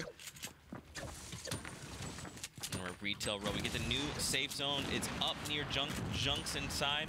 Those are Dividend great tilted. grenades. If Riska didn't move up in time right there, he was actually going to be trapped inside with one. But those are going to actually give a little bit of benefit to Riska here because he's not going to expose Markel, who's running actually not low on resources, a lot more than I expected here. He just doesn't have the HP he wants. That's a shot traded off right there. He's trying to bait him in, seeing if he can find his player exposed for a second. Riska's just on the back. Oh, he ricocheted off the wall. Riska coming in and eliminating the third party here. That's going to get him his shield back up. So Lodo, unfortunately, mistiming the push. And now it looks like this is Riska's Elim to catch. All he has to do is bully his way through. Doing the best that he can, keeping the pyramid up top. I mean, if Riska can punch through, he does have that heavy shotgun, so... He just has to be the aggressor here. He has to continue this pressure that he's doing, and that's it. He finds the opportunity to slip on in there, and Marco goes down. And now with that 50, I mean, he's just topped off. 100, 100, ready to go. Yeah, he went from arguably, like, no shield to, like, really good shield, obviously, at max now. He can push any player that he wants comfortably. We have Zexro versus Keemstar. This is a nice little battle we should probably focus in on. And someone just gliding on by. It's going to be a free one for Zexro. All he's got to do is land one more. That player was super lit. It was Atlantis Swag who makes the foul. Sneaks into the build. Keemstar's going to lose all shield and get hit for HP. 110. Wow, Zexro made that look so easy. Now, Keemstar did crack back. That's why we see him go back up to 176. Zexro destroyed Keemstar right there, just slipping through all the builds. That was pretty sneaky. And now he knows there's a player in Diner who was just recently on whites as far as HP goes. So he's probably going to go push for that player as well. Apostle finds himself a supply drop. Okay, a gold compact and a grappler as well. Apostle, someone that put in a lot of work yesterday. Yeah. The Storm King. The Storm King, right. You got to coin that one because Apostle was taking all kinds of battles on his rotations out and not only taking them, being very successful with the fights. That's what's most important. And I'll take a look at this. We just saw this fight in Greasy. Oh, no. Atlantis Swag looked to disengage. I'll meet you in the lobby, brother. That's right. I'll see you back in the lobby. Later. Yeah, unfortunately, Atlantis Swag's run comes to an end. Zexro already damaging this player, and he couldn't find heals, so he had to early rotate, which obviously exposes him. Now we're over to Nord, who found the fastest Elim in this game. Okay, so double barrel play right there. Nicely done. Quick edits right there. You know, that was a good play. Razgul, seeing that the fight's going on here, he wants a piece of the action. Raz at 100, 100, so this is a very different fight for both of these players. Yeah, even the way the pushes are a lot different now. In the past, you would see people do a lot of double ramp rush push. Now saw a single ramp rush push ever since the explosive meta kind of started taking over the game. So Fortnite's just changing day in and day out. And here it is, the counter push happens. The cone play was down. He manages to turn that around swiftly, finds the opportunity to sneak on in. A little bit of a Harry Potter situation here where he misses himself, and now Razgul's over top. Quick edits, ramps were played. He can't jump in there though. He's got to be careful, still has to be cautious, although he has a lead right now. That's a double barrel. Double barrel will put you down. He says no, he's gonna go for it. So much respect coming out of Raz, knowing to just not hold W. Yeah, he makes the edit, he catches the wall here. And that was well, really well executed by Razgul, turning around the situation from the low ground. Great execution of not missing his builds. And now we can see Boyer here versus Nico. Yeah, Nico just above Zexro. Nico with no shield here. Zexro pretty healthy. Getting pressured by Boyer. Is he going to be able to exact revenge here? Zexro did manage to pretty much roll up on the person that slayed Boyer earlier. Boyer decides, you know what? I'm not going to fight next to two players. He backs up. And that's actually interesting because Zexro, I mean, he could have taken that fight, but... I mean, I'm sorry, Boyer could have taken that fight, but maybe he's just like, you know what? I don't know. I don't have enough information. Maybe it just might be time to bail. Yeah, I think what happened was Zexro started disengaging, and he was just thinking probably to himself, you know what? This is now 1v1. I don't want to be in a 1v1. I want to be in a 1 versus distracted players. I'm looking at third party at all I'm looking to get in this, yeah. Yeah. And now we're at Tilted. We see Melside again. I mean, Melside's, I guess Tilted is his home. Yeah, he's been hugging him for quite some time. Baba Bless here versus Ono Kill. I think, again, we saw these players going against yesterday. They had a lot of feud here because they play the same areas. So just recognizing who's the stronger player here. Baba Bless is going to get it. pushing him up to 66 HP. He's also battling in the storm here. Someone's going to be holding him out. He's going to burn a lot of resources on his push. But Screeky doesn't have a lot of HP to peek either. And Screeky, man, he's like, look, I hear some action. I see you right there. I saw the builds. I'd like to third party this as you try to make your way in. And he hit a shot for Wedge, so Screeky does know Baba Bless is pretty weak, but looking into the storm, it's really hard to track players. Baba Bless using her rotation skills to kind of go around the side here. And good building from him, just buying himself some more and more time, taking his time. He's got to make sure he's at a certain HP threshold. Nice hand cannon shot in return to counter pressure, giving him just enough time to push up on Screek. But look, Mr. Bruz not that far behind, looking to third party and join in this fight. Yeah, as much as Screeky wants to dive on his player, he doesn't have shield either, so he's a little bit nervous. Uh-oh. Oh, he builds right on top of Screek. And look, so now Bruz is on Screeky's left. Baba Bless applying pressure with that hand cannon, just busting through that bunker right now. Baba Bless is trying to pretty much antagonize Bruz to focus on the bottom player. It's kind of like one of those things like, I'm not going to shoot at you, Bruz. I'm going to shoot at the guy below you. You want to fight him? And being that he went back up to the top now, Baba Bless has to force the hand here and pressure the top player. So Bruz indecisive of who he wants to focus first. He kind of realizes, I'm assuming, that Baba Bless is trying to bait him into fighting this bottom player. And Bless doesn't want to get out of here because he also knows the opportunity to kind of get one. Yeah, Bruz says, you know what? There's a little too much going on here. I'm going to get out of here. Forget you guys. You guys can fight each other. Yeah, they need to start making rotations up by Leaky Lake, Lazy, and Tomato Temple right now. I had a feeling Screeky's going to hit this shot. He's only got 2 to make. A lot of peeking going on from Bless. He does have that bolt action, man. If he gives him just a single window, he's going to down this player. I mean, even if he hits this shot right here out the sky, it's possible. Take a look at this replay coming out of Evo's here. Oh, wow. What a trade.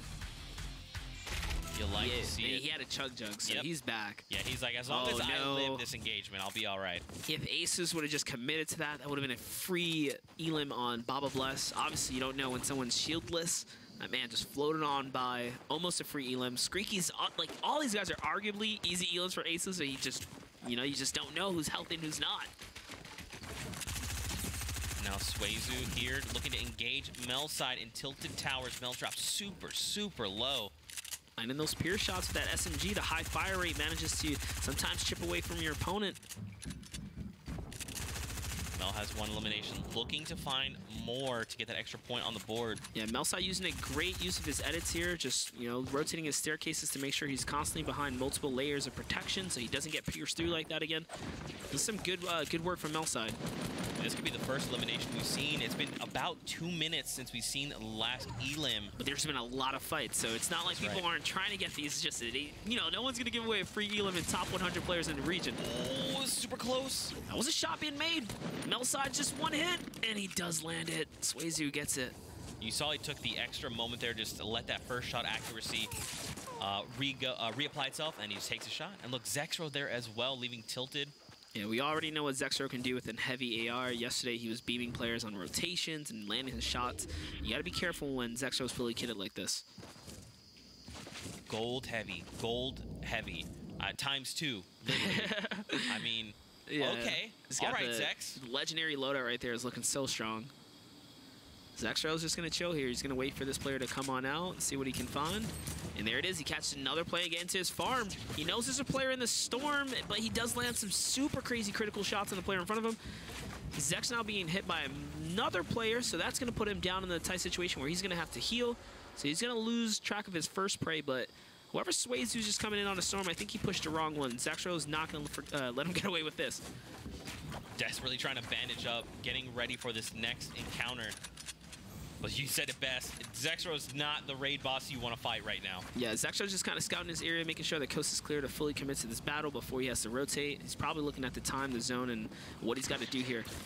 And there it is. Swazu misses the shot. It's going to expose him.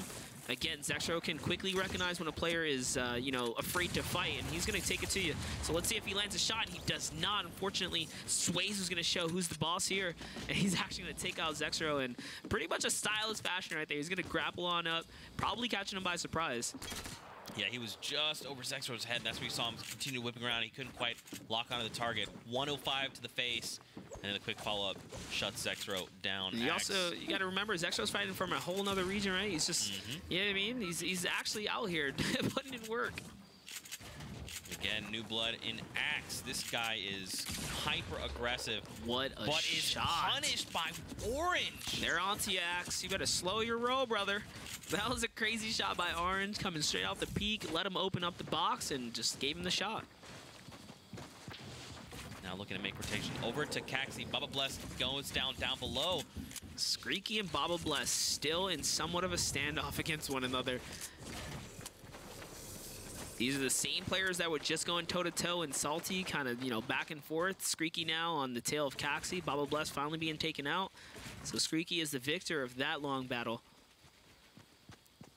Now look, Caxi's like, look, I'm going to gatekeep you, all right? Screeky also also I'll move a little bit. One of the few players actually with a sniper in his loadout. So is Caxi, so pretty interesting playstyles here, kind of similar. Now keep in mind the difference being the gold heavy sniper there. That is going to one-shot structures. It's going to do a ton of damage to players, even on body shot. Here's Warp.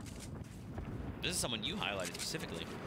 Yeah, definitely. After seeing him showcase his skills early on, he was pretty much constantly in the lead for early game to mid game eliminations, and you know he hasn't disappointed since. Like, I think it's the second game out of the 3 that he's actually been in the lead at some point or another. So Warp just showing that he's ready to make these points, even if it's just through PvP. Evos here's quite a bit of action. Sees a player goes down. And it's actually Caxi, so Screeky takes him down. Just listen to all the hand cannon shots. Shield being popped. What a fight! Lands the shot. 22 meters on Screeky. We talk about snipers barely being used, and Evo's showing that he's ready to make these points. And he's going to pay for going for the loot. Oh, it's so unfortunate. Aces. Very hardly punished for that. Now Warp, here's the rockets coming in, just being preemptive here with the ceiling. He's not quite sure where from, but he wants to be safe. This is such a great zone for most of the players. Easy to rotate down here because they're coming from natural high ground to the low ground. But after this, they're going to probably have to battle upwards up this hill. And if they have to do that, things are going to shift from sweet rotations to tough rotations real quick. That's right, Gamru in our top 5 currently. Just chilling up one by one. Gamar's like, I'm ready to make it a top 3 again. Just leave me alone. I'm staying right here. Look how many people are still just closely tight here together. And again, so the storm is going to start to move here, so a lot of these players need to make their way in, funnel in through this near side of the circle.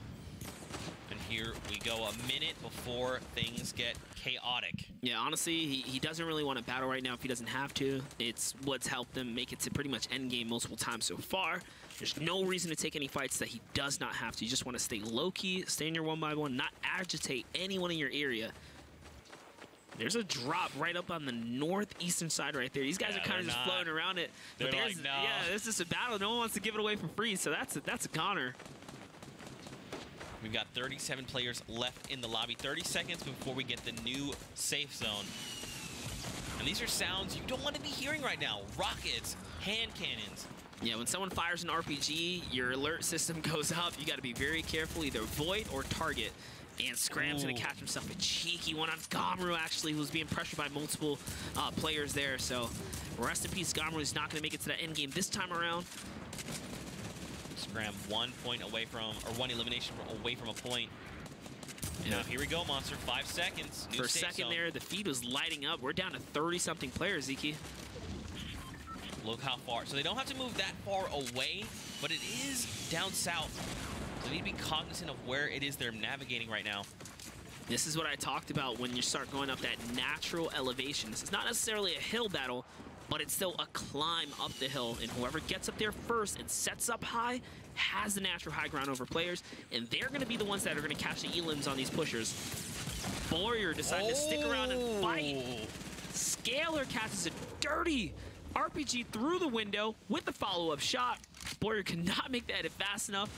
When we talk about RPG being scary, that's why. There was one, the wall went down for literally 1 second, and it was exactly everything Scalar needed. It's an absolutely amazing loadout too, right? RPG with a legendary Scar, you have the DPS to blaze through walls as fast as you need him to be. Is he gonna go for that Rift to go? I guess he decides not to. He doesn't want to, you know, risk taking a storm damage. He wants to fight players here instead. This is his opportunity to make it happen. He knows he can take these battles. As long as he pressures players just enough, he should be able to catch someone because they're coming out the storm last. And he gets actually shot in the back. Could not follow up. Maxim takes him down. We're down to 23 players. Scalar biting off more than he can chew. He just wanted one more. Warp getting one on the push here. These players are now in for the war that we talked about, that is fighting up the hill here.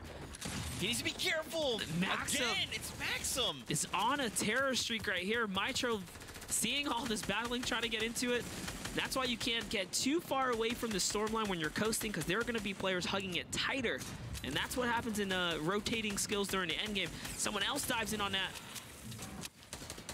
We're down to 15 players, Monsters. Coming down to the wire. Scram up top, maintaining Mitro down below, about that mid-ground. Maxim was on a spree here, but he is so low on HP. He's probably going to get taken out. These players are right below him. There he goes Maxim down. does get taken out. And it's Scram. Scram needs that point. So now keep in mind as well, all these players that remain, these top 10, they're getting a point for just making it to 10th. And now they're going to look to fight for that second and third place spot. Mind you, 60% of the lobby was eliminated on that push. Went from 30-something down to 10. That's right. And we knew it was going to happen. That was a tough rotation. It's just, that's the time you start to really see the action kind of start cooking. That was a lot of fast-paced craziness. Yeah. And it looks like we're fighting our way back down now, just a bit. And there is a threat still looming, and that is Mitro, who is still here. He's a late-game god. Ooh, Scram using that last-second pixel to catch that grappler play. He does have 3 shots remaining. He's going for all kinds of shots right now. He wants to hit anything that he can. And now we're getting to the point, Monster, where the storm does not stop moving. They will continuously have to be navigating space, being aware of where the other players are. Scram is exerting a lot of resources here, trying to keep this high ground. They're seeing that he's up in the air. He's trying to pressure his way through. He's just making these crazy clutch grapple plays here. Under pressure, still performing. Tux at 6 elims. He can make the big bonus. 6 left. He just needs to find 2, but that's 1 right there. He needs these ones right here. This can definitely change everything up. He tries to make the edit down. He wants to push this player into his 1x1 to trap him. That's exactly what he does right there. Well played. That's a first big bonus. Everything after this is big bonus, ladies and gentlemen. Now in the top 3, Tux is in great form here. His shield is amazing. He doesn't have a lot of HP, and he's actually going to get beamed down by whoever's sitting on top of him. They went for the grappler play, and he boxes them out with the wall. Through the storm, Scram makes the play. Scram now sitting on big bonus. Is he going to land his shots? This player's 1 shot. He's in the storm. Doesn't. Unfortunately, Mitro wins the game. This is what I was talking about. If you let Mitro get in the top 10, he is going to take this game away from you. He does this every single time. And just like clockwork, he takes the victory royale in game number 3. That was insane. Mitro showing up when it matters, hitting his shots in the top 10 situation, making his way to top 3. That was crazy. At one point there, it looked like Tux had it. Then it looked like Scram had it. They both had big bonuses. And keep in mind, Tux did get 8 eliminations, so he does got to take advantage. Big bonus. Right. But still, Mitro with that W. Let's see and relive that moment. And I mean, you know, here's the story, man, is that Mitro barely made it in. By the skin of his teeth, literally 1 point barely qualified.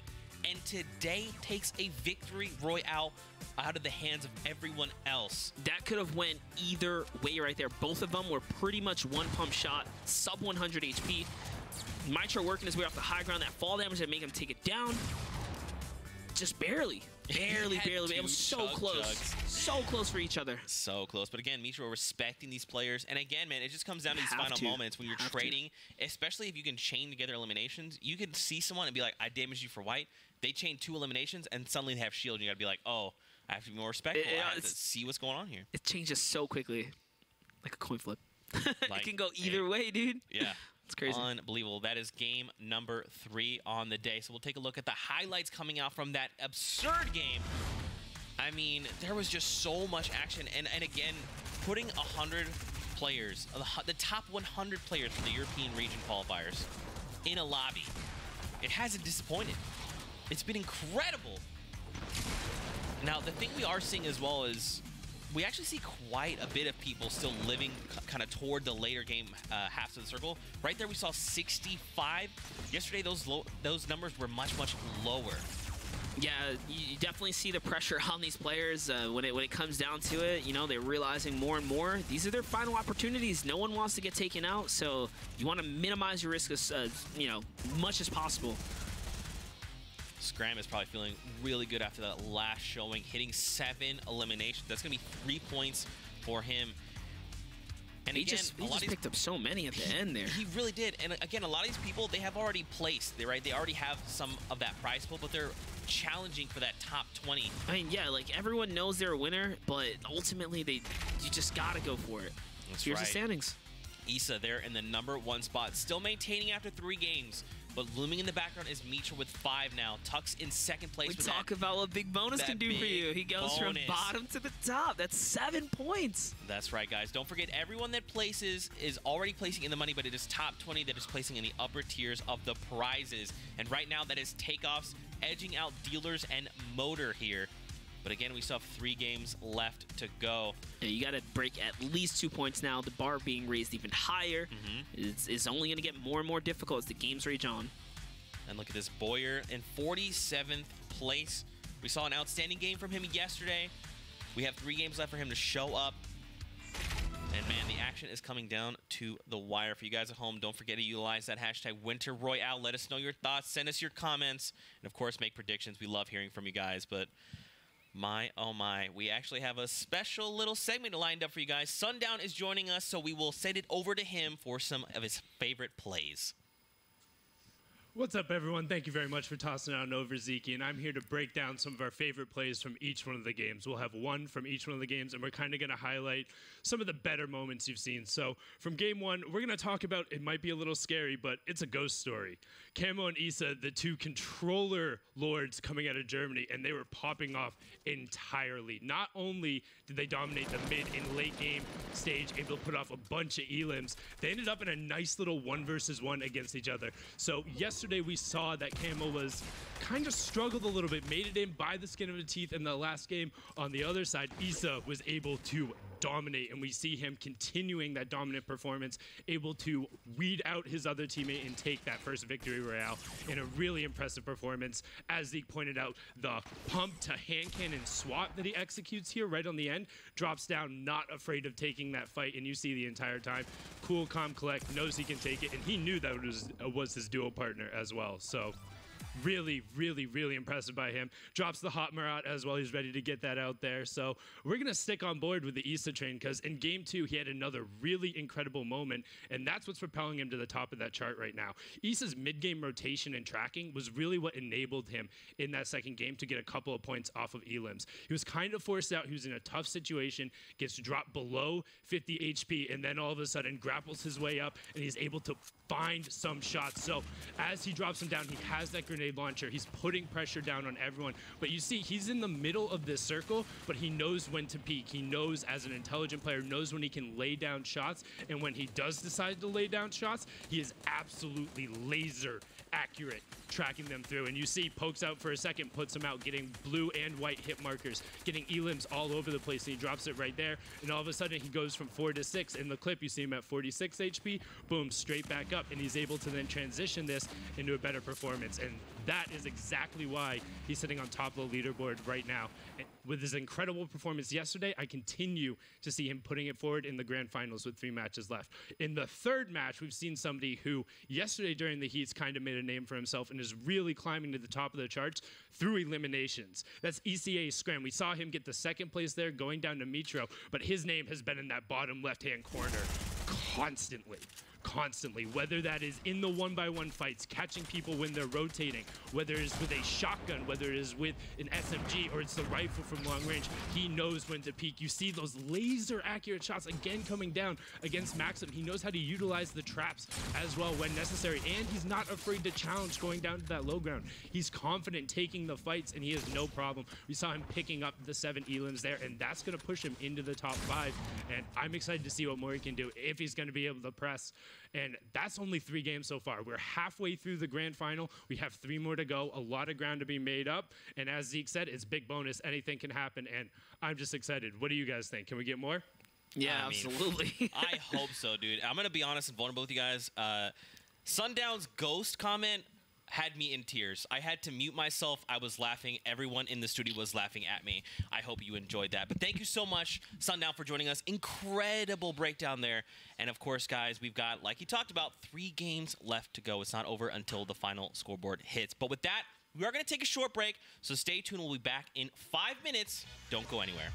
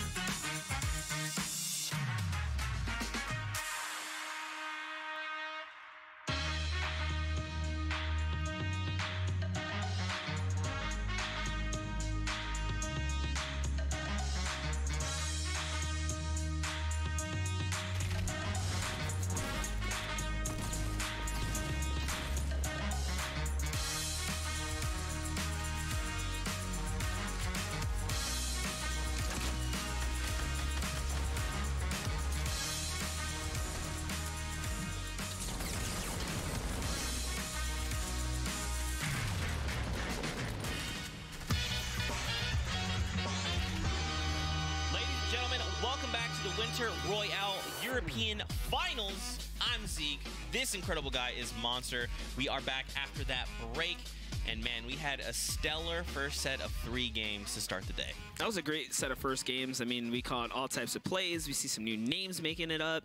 Scram coming out with some incredible, kill feed kind of eliminating trains going on. It's just been a wonderful day of games. That's right. And if you're just joining us, you're not sure where we're at, we'll take a look at the standings to let you know where our players are stacking up right now. Please do keep in mind, though, everyone is placing in the money, but top 20 are placing in that higher end of the prize pool right now. Issa maintaining that lead with 7 points, and Tux right behind him with an incredible game. They're activating Big Bonus, which suddenly places him in 2nd place. Now we'll hop over to the second page and see who is fighting for that 20th spot. Right now, Takeoffs holds that spot, but Dealers and Motor looking to challenge for that as well. Man, it's such a tight, little bracket right there, right? You have all these players, 5 or so plus, just fighting in the 2 elimination threshold. You really want to break free, break loose, get to that 4 plus, hopefully solidify yourself a top 20, because top 20 is the only ones that get a different level of prizing. 21 through 100 are still winners, though. Nonetheless, they are going to get themselves 1,500 in prize bonus. And also, I'm curious to know who's leading in eliminations, because during this stage, there's another 20,000 bonus on the line for who has the most eliminations, which might just be Tux, who triggered that big bonus. So yeah, he has quite a few racked up already. And another name we want to throw out there is Kinstar. He was in 48th before. We don't see him there now. Redemption, he's looking for, we have 3 games left to go. Yeah, it's slipping away game after game. You only have 3 more opportunities to kind of take your stab at it. It can really go either way, so good luck to everyone out there. What are you looking to see, man? We got 3 games ready to go. From first game, it's been action-packed. But, anything else you're looking to see going forward? Honestly, I want to say, just seeing Mitro kind of come up and show up when it matters, that's why he's made it this far, not only in the showdowns, but in the previous skirmishes as well. He's back in the top 3 with his 5 points. I think when it all really comes down to it matters, he's game time. He's a performer. That's right. We actually have one of Mitro's teammates, Atlantis Swag, on Skype. Hey, Swag, you out there? Yes, I'm there. Hello, everybody. Hey, man. How you doing? I'm doing fine. I'm in middle of the finals, but yeah, I'm kind of nervous. But at the end, I'm fine. That's right. Okay. So what do you think, man? Coming in to the Winter Royale Finals, how is this kind of different from play previous? Okay, the new mode with 1,500 mats is kind of hard. If you're gonna go for late rotation, it burns you so much material. So yeah, it's kind of hard to play, to be honest, and people are just waiting for you for late rotation and for free kill. So you gotta move early to the zone, and you gotta go for the higher points in the game. Yeah, it's not that easy, to be honest. And how everyone knows how to play the game, so that's the hard part. Yeah. How have you personally adapted to the Scavenger Cup? I think I like it. I just need to get used to it, but the hardest part for me is I'm so nervous. It's my first big tournament, and I already made it in the finals. So I'm not really sure how to play it and how to improve my play style in the right way. But I'm sure I'm getting used to it. Well, being able to make it. Oh, go ahead. Sorry. I said maybe I'll make some points in the finals. Yeah, I gotcha. But listen, man, you still made it to the finals. You were able to say you're the top 100 in the world in just your first tournament. How do you feel you stack up to everyone else?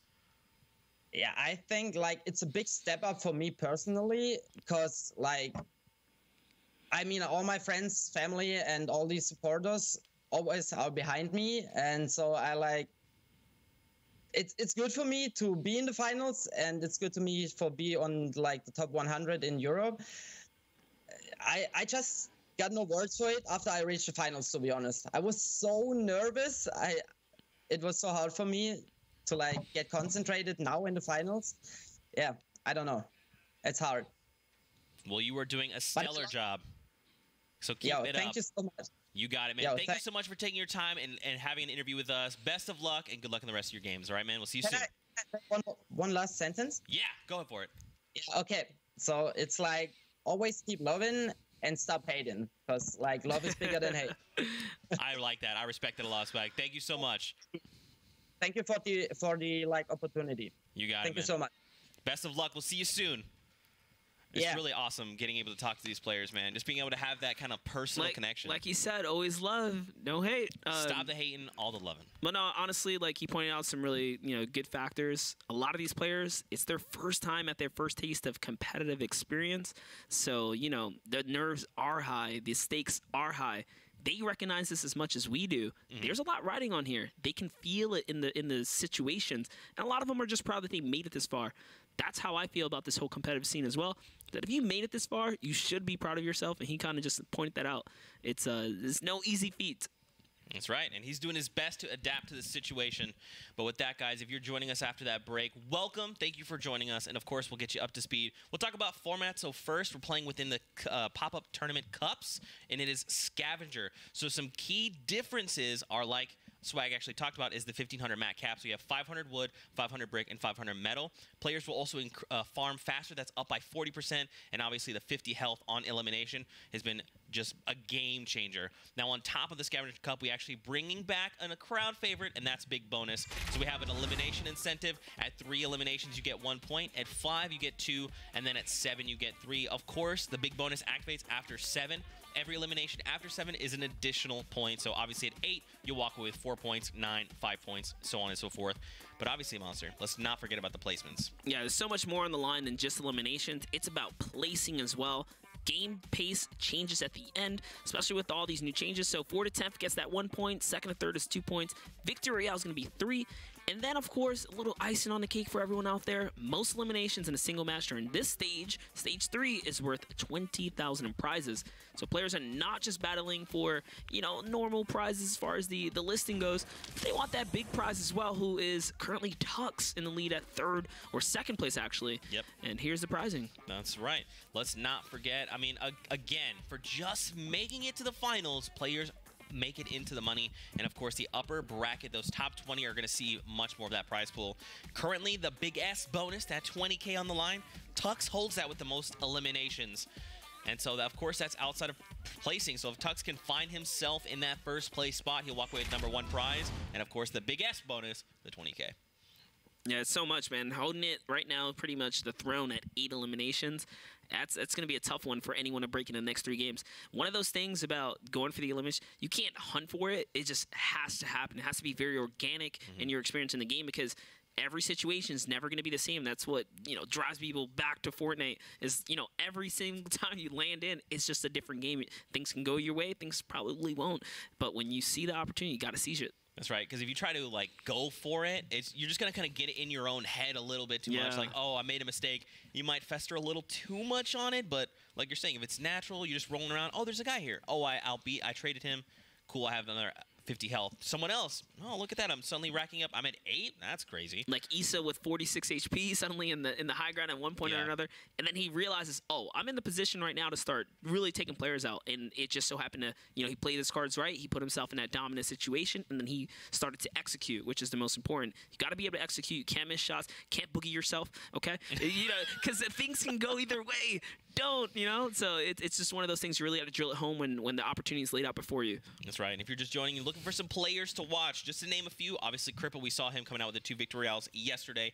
Boyer with an outstanding game in Heat #2. We haven't quite seen a performance just yet, but we'll keep an eye on him. Mitro, let's not forget about him. He wins that last game, game #3. And then the new blood, Warp, Axe, Dougie, Astro. There's so many familiar names and many more new names we haven't seen yet. Oh, look at this, Iki. We're loading into match 4. Another sweet, sweet bus is going to split this map in half. Again, giving players, this time around, the north side advantage and the west side advantage, because it's actually playing this pretty tightly here. So anyone landing in the snobby, greasy, pleasant, tilted area is going to have a fun time. Fatal, Lucky, Paradise, not so much. And if you're going Gus especially, another one, you just got quite the stretch in front of you. Yeah, you still could make it, but obviously it's just going to be a much longer fly time, and by that time, people are down below. They're picking up. They're farming. Yeah, someone's pretty much going to be eliminated soon. It's always going to happen within his first minute. I'm just waiting for it. Let's see who's going to be the first one to get that. But yeah, look, the people are still floating. This guy's already touched down here. And let's take a look at the map. Where are players landing? What looks to be really contested? Shifty Shafts. We actually see a little bit of battling there. Salty Springs. This is a big turnaround where it was uncontested by virtually no one. Now has 4 players in the middle of the map here. That's crazy. Flutana not too far from Salty either, just outside of Shifty. So depending on which way he goes, it's probably going to lead to a battle. And we've seen Zexor and Ritz pretty much battling back and forth every single day so far. Both these guys trying to say, hey, listen, I like the Viking landing. I'm trying to, you know, own this place. That's right. I am the Viking. The victorious Viking. I don't know, I'm trying. Fun fact, Melside fastest elimination yet at 51 seconds in the game. Melside coming in with it. And TTV Dougie with a 150-meter longest elimination so far this round. How do you get a 150-meter this early in the game? He must have sniped one out the sky or something close to it. Definitely a pretty impressive stat right there. Oh, over to Issa, who's in trouble. He's facing off against the Storm King himself, Apostle. Down to 6, and it's enough. Two very aggressive players going head-to-head early on. These are the players we saw at Shifty. Man, that's a tough situation to be in for Issa. You know, it's kind of, this is an opportunity for him to keep his lead. You don't want to really get eliminated because that can potentially push you down on, you know, pretty hardcore. That's right. He is leading the pack with 7 points, but being shut down this early means he cannot earn any more from this game. It's going to put a pause on him. Ritz not really looking too good at materials here. He does have a fantastic loadout, but, you know, he's kind of flirting with danger here, sticking around Zexro for a little too long. As far as we can tell, we've seen Zexro make it to these, you know, far in the game a few times, so I don't think Ritz has had a lot of success here, but he's still sticking to his gun, sticking to his game plan. Zexro seeing whites here. He's going to take advantage. There it is. Zexro, the health difference. Yeah, just confident in his shot here. He knew that pretty much needed to land 1 or 2 shots. P90 spray from a nice little distance there is going to pay off for him. So that's a, you know, good step in the right direction for Zexro early on. Over to Thomas with the dynamite, looking to hunt this player down. He wants camo. He didn't quite know where he was initially, but now he should be able to find him. There it is. Camo reveals himself, but Camo's still in the advantage as far as shielding goes, so Thomas has got to keep this high ground and hopefully land a shot to, you know, get that little bit of information, understand that he is shielded. Now, Camo's not sure, right? He's on the back right now. He's not exactly sure what Thomas has as far as loadout. He did see the dynamite, but that was so clean right there. Uses the cone to trap him over, then expose him from the side, lands his shots, but Ghost Camo's the one that's going to be victorious in the trade out here with just 28 HP. That was a great shot.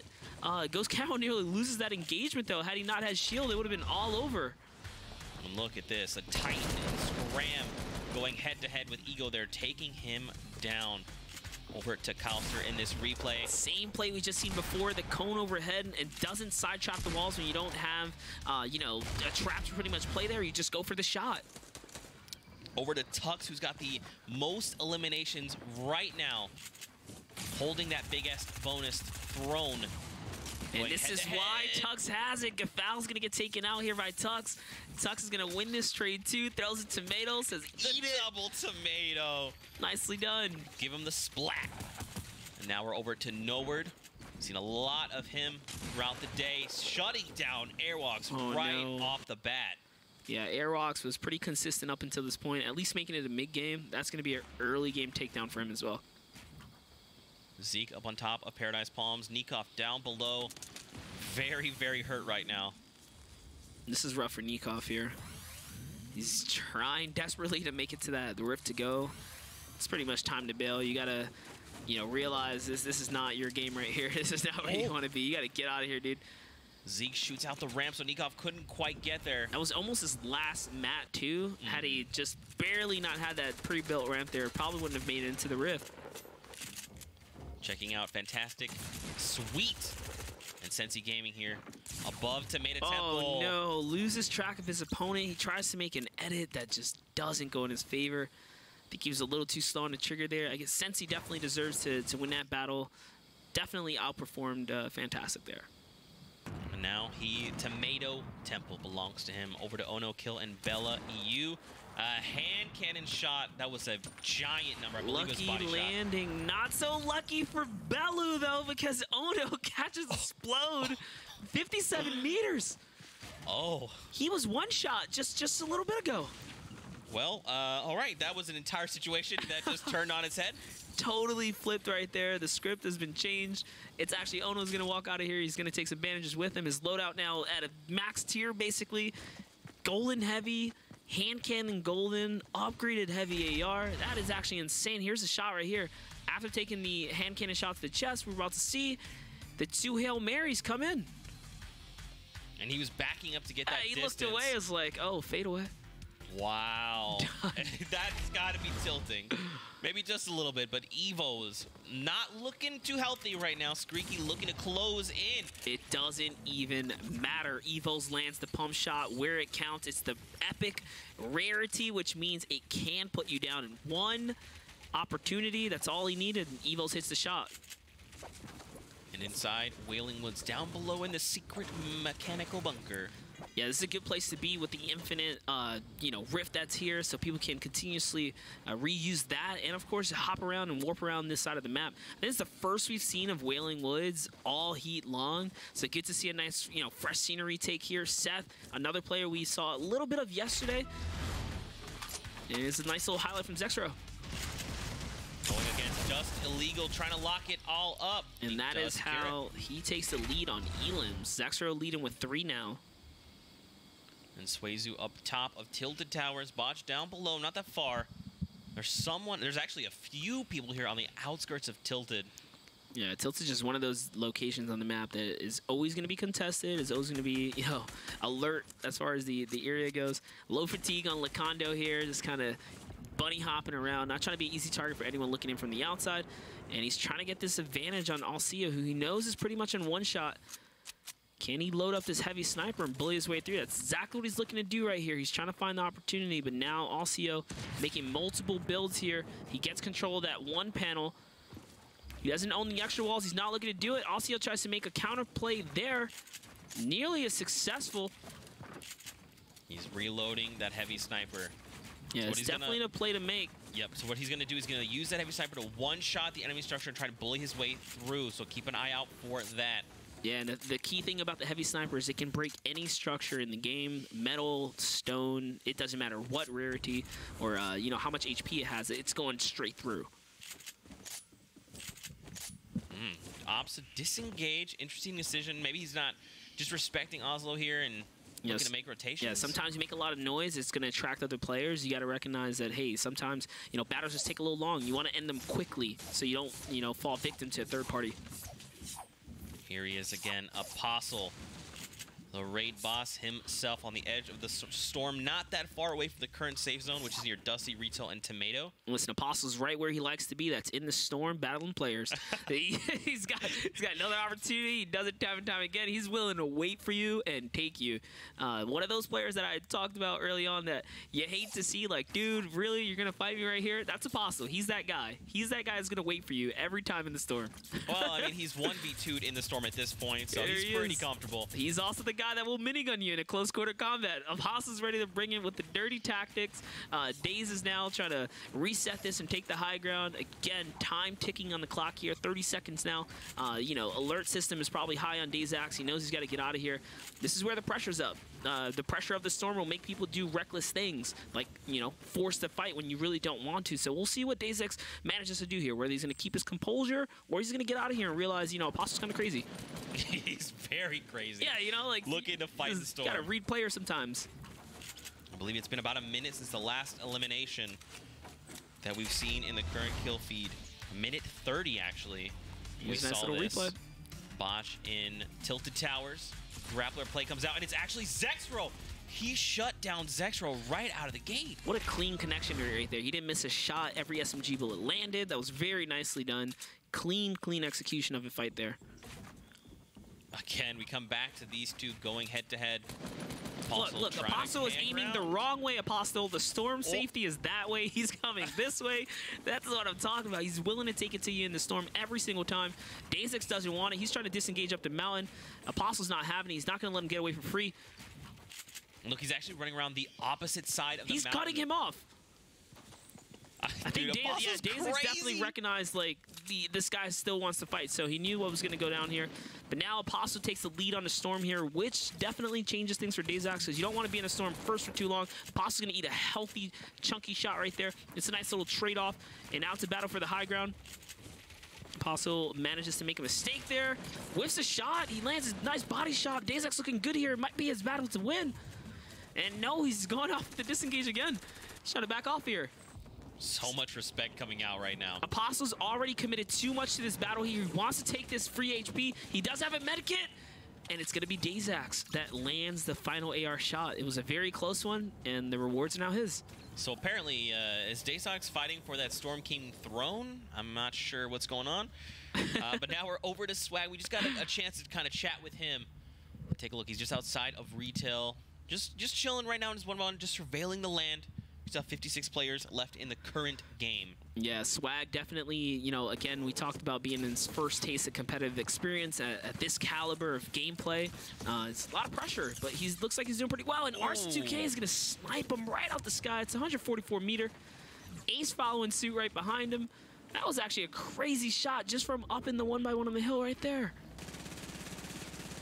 And now we see these three players going at it. Swayzu gets picked off, though. It was a snipe. Right there. 52 meters, another just close shot right there. Maxim, another player we saw last game, just shutting down high-profile names left and right. His end game, you know, where it is was really great in the previous game. Let's see if he can make it that far right now. It's definitely a tight situation. He's only got health pulled to his name. He needs some shield. And now we get the new safe zone. It's a little northward, kind of near Tomato, between Retail and Tomato. Yeah, and here's Ace. Ace was lucky enough to run through that pool of loot that we saw from the snipe that came out of Arson. So his materials are pretty okay, but it didn't seem like the spoilers were that good. Free nonetheless, though. Ozlo. And that's Arson right there in that base. So Ozio's, you know, trying to land his shot if he peeks. We see a few of these players utilizing this heavy sniper, man. They still find value. A lot of sniper today. Yeah, it's true. A lot of snipers today. There weren't a lot of snipers in the previous heats and stuff, but it seems like the loadouts changed. People are looking for more of those long-range engagements. Heavy snipers just up in the loadouts. Maxim not that far. Arson, Ace on the left, and Oslo here. Oh, yeah. There's just some loot there on the ground. All right. Grappler just perfect for cutting the distance here. This was actually all unlooted, or maybe it was, but whoever that was had max materials because now Ozio goes from pretty much double the resource economy. Now he's going to pick up max stone and max metal. Here's a little look at our elimination feed. Yeah, Botch up top with 3, Scram, and Zeke there at 2. Yeah, Scram not far behind. We've already seen what Scram can do. Arson2K sitting up right there as well. This is looking good. Now the current Storm is moving in on the safe zone. This is where we're going to see players get forced together. There are quite a few around the containers that are probably going to start looking to engage, and some just outside Dusty Divot just now entering the safe circle. Yeah, look at Micho looking to play for position here. We see Kripa. Kripa, another dominant force recently, just on the rise from his performances in the Heat. Manages to win himself a game as well. His loadout's looking pretty good. I like the hand cannon there. That's a strong one to have. Here's Osseo and Arson. They've been going at it for like a little bit of a mind game back and forth with their snipers, but that grappler, man, is going to be able to, again, just close that distance, get anywhere he needs to be. Looking to push in. And that's what happened. He gets there first. He gets to shoot first. That was barely a miss in Osseo. You can't let those opportunities slip before you. He's probably not going to get another one like it, and that's a sniper shot coming in. This is going to be his little home to kind of sit in for a little bit here. Right now getting some pressure on the backside, though. Breaks the wall. He takes a huge chunk down to 65. And we get the new safe zone. It's up by the containers. Oslo just in a world of hurt right now. Yeah, Oslo is definitely showing that he can fight back, though. He's landing some good shots in Arson2K, making him respect him as a player. So far, so good for Oslo. Manages to fend off all of the all the aggressors in his area. He knows he got shot in the back. He's looking for where that might have come from. But taking a peek out there is way too many fortresses. Look at this. Got a little some coming out the sky. Now, keep in mind, Arson, also Rojo, Scram, all very close to this. So the moment this touches down, They might all potentially fight for it, but we do have another 30 seconds before these players need to start making their way to safety. That's Arsen's chest to get, man. He's got the grappler. He's probably the only players that can get to it. Arsen, maybe he doesn't even need it. I'm so sorry. Please, Arsen calm down. puts himself at max HP now with a point. That was a crucial elim. Picks up all that loot. We talk about the grappler to get this chest. It's all his now. He's hoping to find another 10 shots here. And Zeke tearing players up right now. 5 elims for him. Sitting high in the sky here, and there's more players below him. He's just going to keep this pressure up. Arsen found 2 slurp juice out of that supply drop. No other upgrades, though, but the slurp juice is going to keep him topped off. Over to Zeke, who's making their way. And, I mean, just look at this congestion. Look at all these players trying to make their rotations now. They may have waited a little too long. This is actually pretty fortunate for Zeke right here before he got shot, because the players are using and recycling. Oh, gosh. Yeah, the fact that they were recycling the launch pad makes that he can make the rotation on foot. But now being pressured, his building is incredible here. It's outstanding building right now. Not only fighting the pressure of the storm, but moving forwards perfectly, knowing how to, you know, increase elevation and decrease elevation while staying completely supported. This is what we talk about. Late game material usage is tough. It's Mitro, though. It was gonna happen. It was a tough, you know, rotation to make. And when you're that low in HP, you can't expose yourself, and Mitro finds an opportunity. Arsen here as well, taking shots. He had to burn the second slurp down to 1 HP, and it's not enough. Lodo secures the elim. And this is when players are going to look to scramble, get into safety, and we get a new circle that is back over the hill, back toward Dusty. Yeah, what once was a great zone for a lot of these players is quickly shifting now. They're fighting their way pretty much cross-country here in the Fortnite world. And now to double back. It doesn't even look like it's going to an area that, you know, a lot of these guys can recycle materials on. So if you don't catch eliminations like Chundas here and really replenish your loot pool, you're going to have a tough time pushing backwards. Got another 20 seconds. Players need to start considering their options here. And look at this gigantic pool of players on top of each other. The different colors you can see there through the walls. Look Everyone's at the waiting. clutter. They're just waiting. They're like, hey, you make a move, and then all other 25 of us are going to shoot at you. Yeah, pretty much pushing right back through that little retail crevice in the hill there. It's going to be 2, maybe 3 mountains that are going to have a small piece of the pie here as far as the zone's going to go.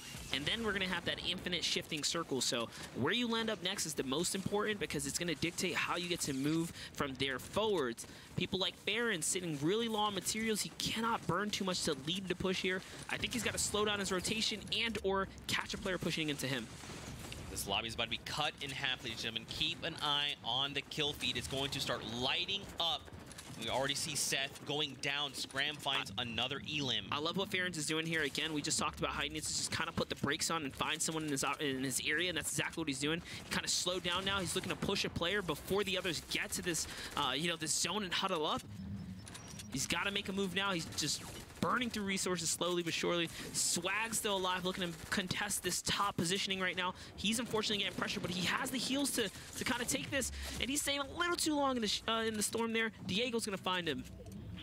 And now Ferens as well. We're going northbound again over a hill near the containers. Ferens 20 mats lower than what we saw him in the past, so a little bit of pressure coming his way, forcing him to get into some builds.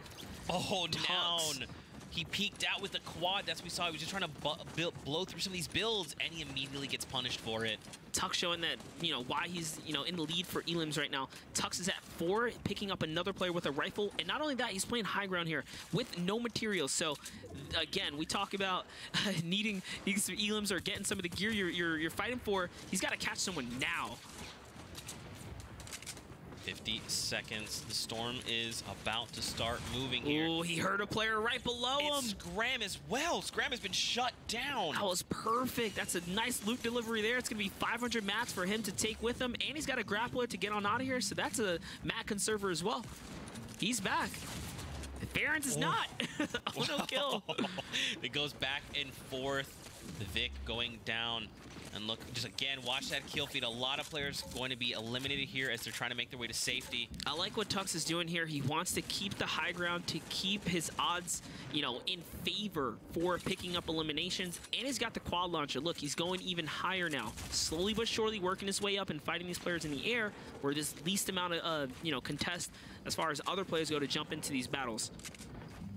And he's just inching his way up. Yeah, again, watch the mats. I mean, he's doing really smart things by connecting those building pieces, keeping himself high, but he's burning quite a few mats, only with 10 builds left. There it is, Tux diving in another one by one. He's going to not land a shot. Unfortunately, Diego's going to catch it. The heal off is going to help Diego battle his way through the storm as well as he edits his way out.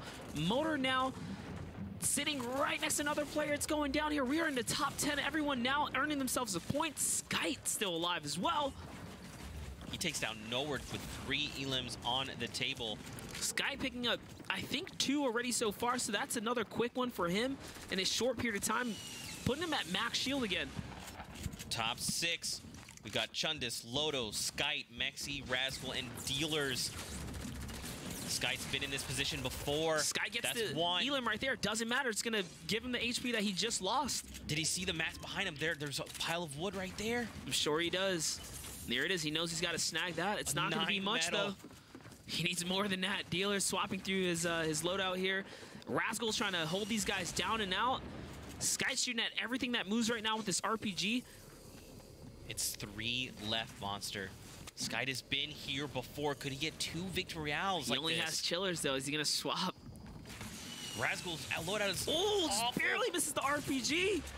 the difference here, and it's not enough. Skite shuts him down. Skite 1v1 against Dealers. Dealer's coming out of nowhere from the low ground. Now it's his high ground, but Sky's going to be rewarded for his Elim with some RPGs. He's going to bring this player down. He just has to hit a shot, and he's doing that. He's going to be able to get it. This player keeping up with the builds right now. Skite has about 3 builds left. Trying to keep that RPG loaded. Dealer's trying to keep his HP high here. He doesn't have an opportunity to shield up again. Nice roof panel play there, and it was made. And it looks like Skite's going to come out victorious with the shots being landed. Nice SMG follow-up right there.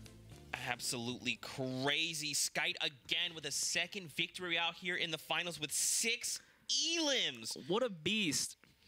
That is crazy. He's going to be in such high standings after that game. And I mean, you just watched him play it super masterfully there. Yeah. When the moment you hit top 10, you got to feel like he's immediately calm. He's like, I've been here before. He just came back. Crazy that he gave up his positioning at one point just to dive on another player, but it paid off. He got the 50 shield reward. He got a couple more materials off that. And at the very end there, those are his actual last materials. That was the last roof panel that he made, open to edit, and landed his shots.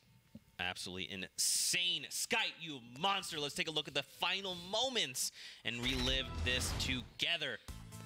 Here you have it. So Dealer's over top, popping to double minis. Skite, you know, kind of recognizing that he's got to continue this pressure, can't let him heal for too long. And look at the red panel right there. The edit was made and just opens right up to Dealers. Man, he just locks this down, making it look easy. And I mean, he did have the RPG, so he's ready to break through all of this if he needed to. Playing that low ground. The edit comes out.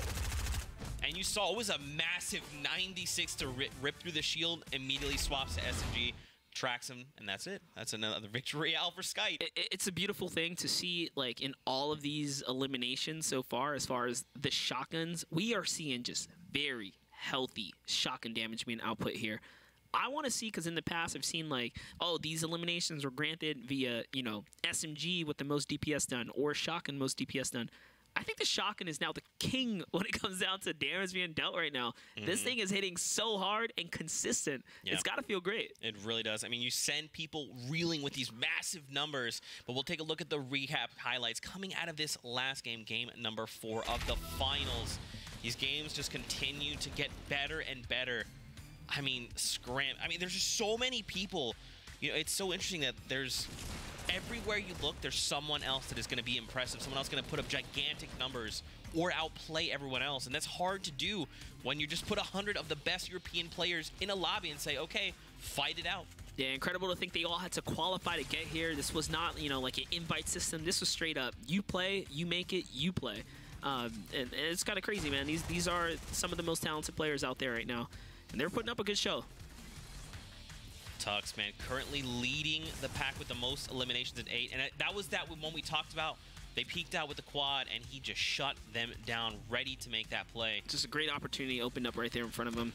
Kind of unfortunate, though, he couldn't follow up too hard after that. And here's the play from Sky, being coned right there, but just kind of waiting for the open in there. And of course, ladies and gentlemen, we'll go ahead and take a look at the standings and see where players are right now. Skype, with that dominant performance, 2 victory royales to his name, leads the pack now with 10 points in that #1 spot. But Tux maintains 2nd place. Issa bumped all the way down to 3rd. And again, guys, we want to remind you, everyone here is placing in the money, but it is the upper 20 that will place higher up in those prizes right now. 20th spot is Scalar, pushing out Takeoffs, and now Ego. But I mean, it's still neck and neck. Yeah, and just to touch back up on that top 5, those points are not easy to get. Right. And you can see it is going to be hard to place high so far in this this competition here. It's pretty much neck and neck between multiple players. You know, little point leads are not going to get you much right now. You got to get some chunky points if you really want to close this gap. That's right. We only have 2 games left to go, so you got to think a lot of these players need to show up. As an example, there's 62 Boyer right there. And even Kinstar, you know, we only have 2 games left. We all know these guys can win games. It's just whether or not things are going to kind of fall in your favor and you're going to be able to execute, perform. That's right. Do you think they maybe change things up, change up what they're doing, or do you think they stay the course? You know, honestly, I think you stay the course. We've seen what one great game can do for you. As long as you play your game, you're confident, whether it be, you know, positioning, kind of like similar to what Mitro's done over the time. You know, he only won with 2 elims, but Mitro's up there in the top 5, just placing well, getting to where he needs to be. So you have to play your game. Yeah, that's right. We got 2 games left, ladies and gentlemen. Don't forget to utilize that hashtag #WinToRoyale. We want to hear from you. How have you been enjoying all the games? Make predictions. Send us your favorite clips. We'd love to see them. We are gearing up now for our players to enter in the second to last game. Second to last game. Last 2. This is it. Almost 16 games over a weekend. Yeah, it's been a crazy weekend. A lot of Fortnite action, a lot of high caliber madness, if you want to call it that. Yeah. Pretty insane to see, like, again, all these players week after week, the grind paying off for some of these guys, recognition being, you know, given, you know, announcements being made. This has been a fantastic weekend for Fortnite and the community in general. That's right. And after the 2.9 million people that played, to be able to say, no, you got those numbers backwards. Did I do it? Wait, 9.2. I'm sorry, guys. I mixed numbers up in my mind. That happened. Pretty much 4 times as much. Yeah, to be able to say, hey, look, we're 100 of the best from the European region. And this is what competition looks like. And to have all these new blood come in and go toe-to-toe with people we're familiar with. And you know what's the best part about all this? What's that? There's a whole nother region left. That's we right. have NA 2 coming up after this. So we're boiling down to what is the best, right? In the European region, there's NA to come. Will we ever see them go against one another? They're like, you know, there's just so much stuff going on here. A lot of craziness. We'll just take the #1 from NA, the #1 from EU, and then put them in a match and say, put them all in right, playground. Who's the best between the both of you? Throw them in playground, fly them out to land, just let them knock it out. And then we'll gift the winner, but the gift goes to Monster D-Face. Oh, yeah, at Monster D-Face. I'll take that gift. Don't forget, guys, gifting is in-game. Get your gifts in while you can, because it'll be here until Monday, December 3rd. You want to get your in. I mean, I would like to send you a gift, but some things to remember is we have to be friends. Oh. Yes, you have to be friends with... We don't have each other? We don't, actually. I have Lumen. Oh, wow. Okay, I'm second banana to Lumen. All right. I'm sorry. Well... here is what this looks like. You get to pick your gift wrap. Send them a little customized message. Of course, you can only send 3 gifts per day. You can only send gifts currently in the shop.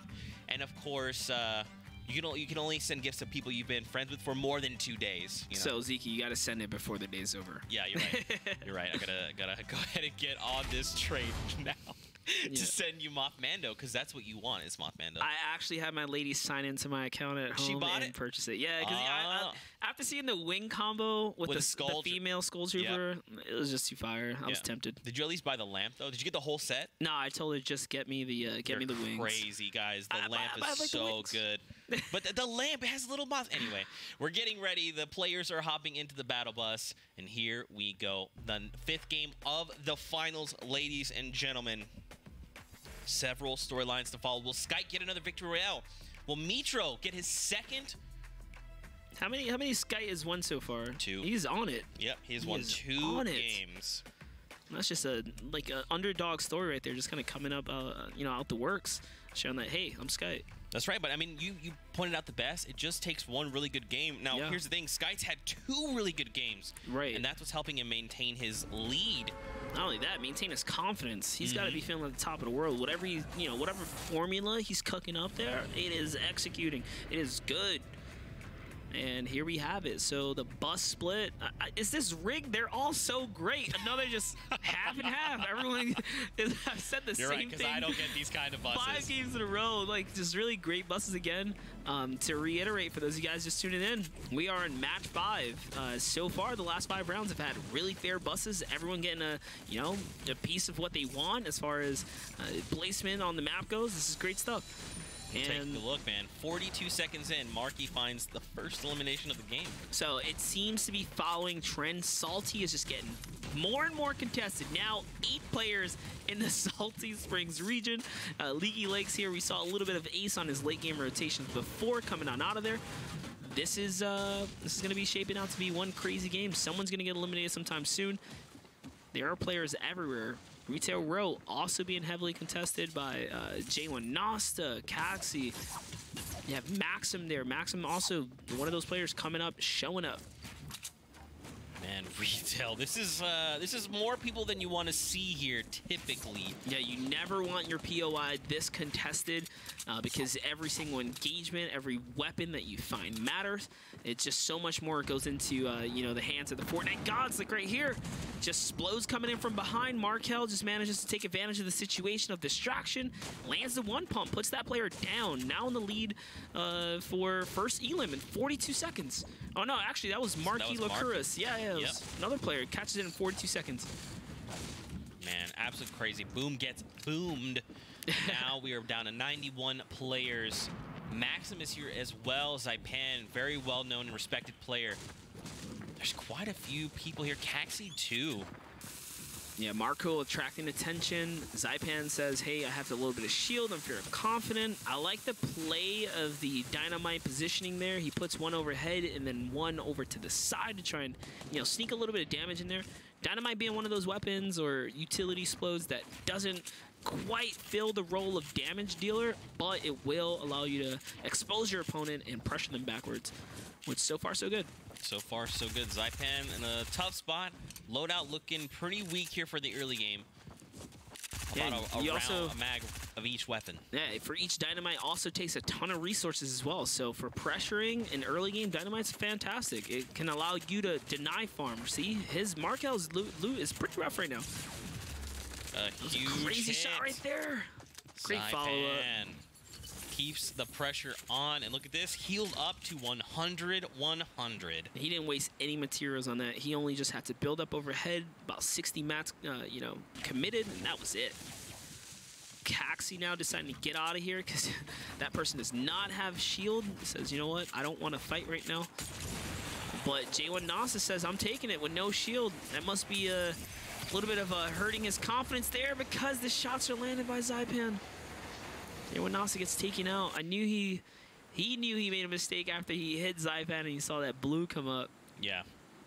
Look who else is here. Another new player, and that is Astro SMZ. We have not seen much of him today, but he is a slayer.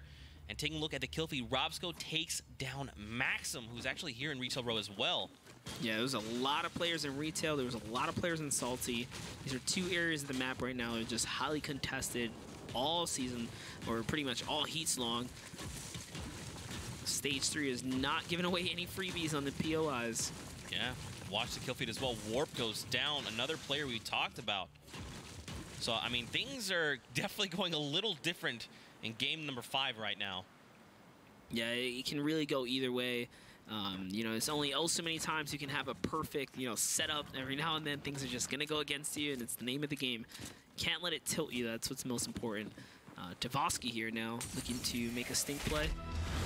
And this is a replay coming out of Issa, looking to drop down on Thomas HD while in that shadow form. Goes to break out with shotgun ready. Heavy to go through the wall. It is enough. signature play right there. Issa bullying his way through the build. Very nice done. Greeky here, just outside of Salty, just farming up, you know, replacing. And this is kind of like a tactic before you wouldn't normally see stuff like this happen. It's because of that increased farming rate, you can do stuff like this. You break a wall, get 40 wood, spend 10 to replace that wall, so you're up 30, but... Oh, here we got a little bit of Oslo versus Aposto, two great players. Again, two aggressive players known for, you know, battling. Aposto so far looking good, but maybe not too good. That was an 81 trade for both sides, but Oslo loses more than he can gain here. And he's going for the one pump. He's trying to see if he can hit it. Both are down to like no HP. If any of them sneeze, the other will be going down. Playing also aggressive with no HP is what you have to do here. He needs to get it in. Wait, there was someone just comes in out of nowhere. It was Arson! Arson third parties this entire action and picks up both. You know what? You know what's the crazy part about this? This is the second time Arson has done this to both of them. They must be livid, like so upset. He's done it multiple times now where he comes in and gets two on the distraction and gets both of them. He got him in the window, barely even peeking. And now Arson is okay, you gotta drop DJ the Arson, there. dude. DJ Arson. Oh, that was crazy. Yeah, Arson, man, it's coming up. Timing impeccable. And now we're near the abandoned hero base. There's someone inside of it. Nice little compact SMG there. Bosch diving right in. Interesting strategy used there where he, you know, uses the cone, phases through it, falls through the floorboard, and pushes into the box because he presses himself up against two walls. Rogamru in a tight situation. Utilizing that right angle there. So look, see, he can actually see this player. Doesn't give away his position. Gamru's like, you came and saved me, man. He's like, you saved me, but One now pump, you're one full. pump. Oh, he doesn't hit the one pump. Trades, but he hits though. for, that's a healthy one, 82. Wait, Bruz? Hello, Bruz. He gets saw the Gamru. Elim. Yeah, at 144 meters. 144 meters with a shotgun. That was nice. If you're Bruz, you're like, oh, that's sweet. Imagine. I'll take a freebie. Nah, yeah, he did manage to see that fight going on in the storm line. Looked in at the right time. Gamru had no HP. That was literally a free Elim. Free shield as well, more importantly. We see Zexro. Zexro always looking to take a fight to someone, and he's getting tagged here for it. So manages to get shot first. Not really where you want to be, especially with this high ground. You want to take advantage and hopefully connect at the beginning here. Kind of spooked. He thought he heard someone behind him, and he does because tree breaks down here. It's actually Bruz coming in from the rotation from Tilted. I wonder if maybe he didn't see those builds up in front. Zexro is aggressing against multiple players at once, which is something you really don't want to do too often because once you start getting that double focus, things can really turn against you. Zexro just biding his time, man. He doesn't have to leave just yet. Dips down. There's no players in here. Yeah, but this is the furthest as far as rotations go. He has to go all the way to the east side of the map. This kind of the first zone we've seen really favor the east side this hard. This is actually going to be a desert/gust-ish ending, which would be nice.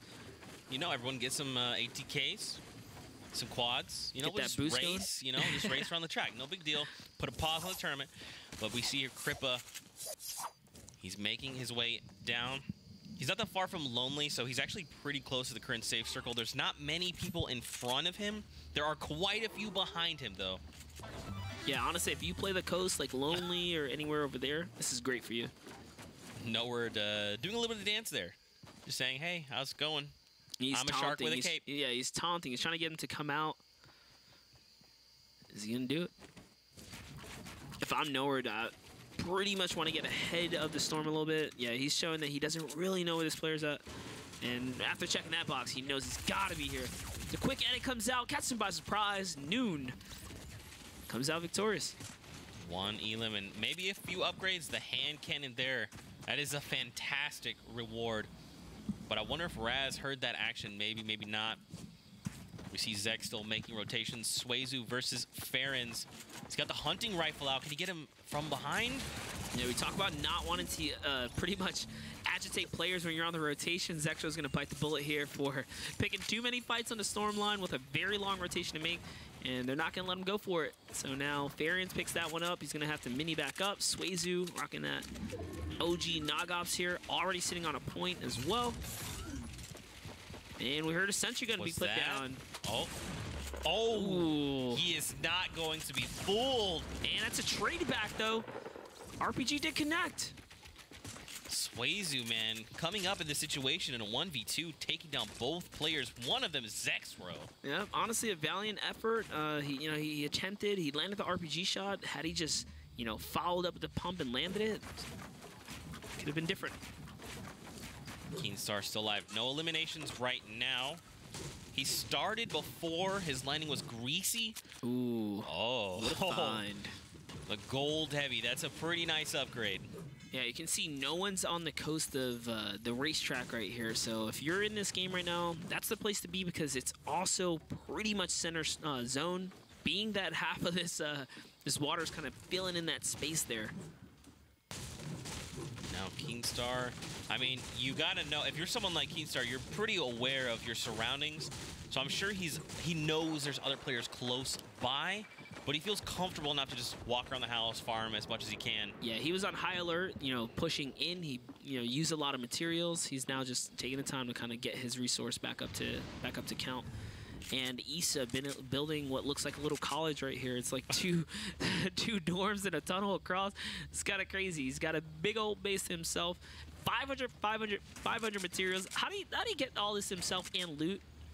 Well, he built the college, so he's really smart and he's ready to take others to school, like Nico. Yeah, he must have rolled up on someone, got some really, solid materials, and he's got himself quite the fortress here. So here's the thing, man. Nico's already posted up on the supply drop. He just has to edit the roof. And Ghost Izza's like, nope, this is not Ghost Izza's going to build above him and take the drop from him. That's pretty savage. And Astro's actually on an entirely different supply drop. Yeah, you know what? Nico's willing to fight for it. He actually pushed down Issa a little bit. And there it is. He's not going to give away this drop for free. This is huge, man. That launch pad. If I've ever, witnessed the alpha play, that was one of them. That was so alpha. He literally denied the drop. And then he just goes back to college, back to the dorms. And this is where he eliminated that player. That's why he has this many materials to spare and play around with. And this is what Sundown was talking about, man. Issa is just consistent across the board.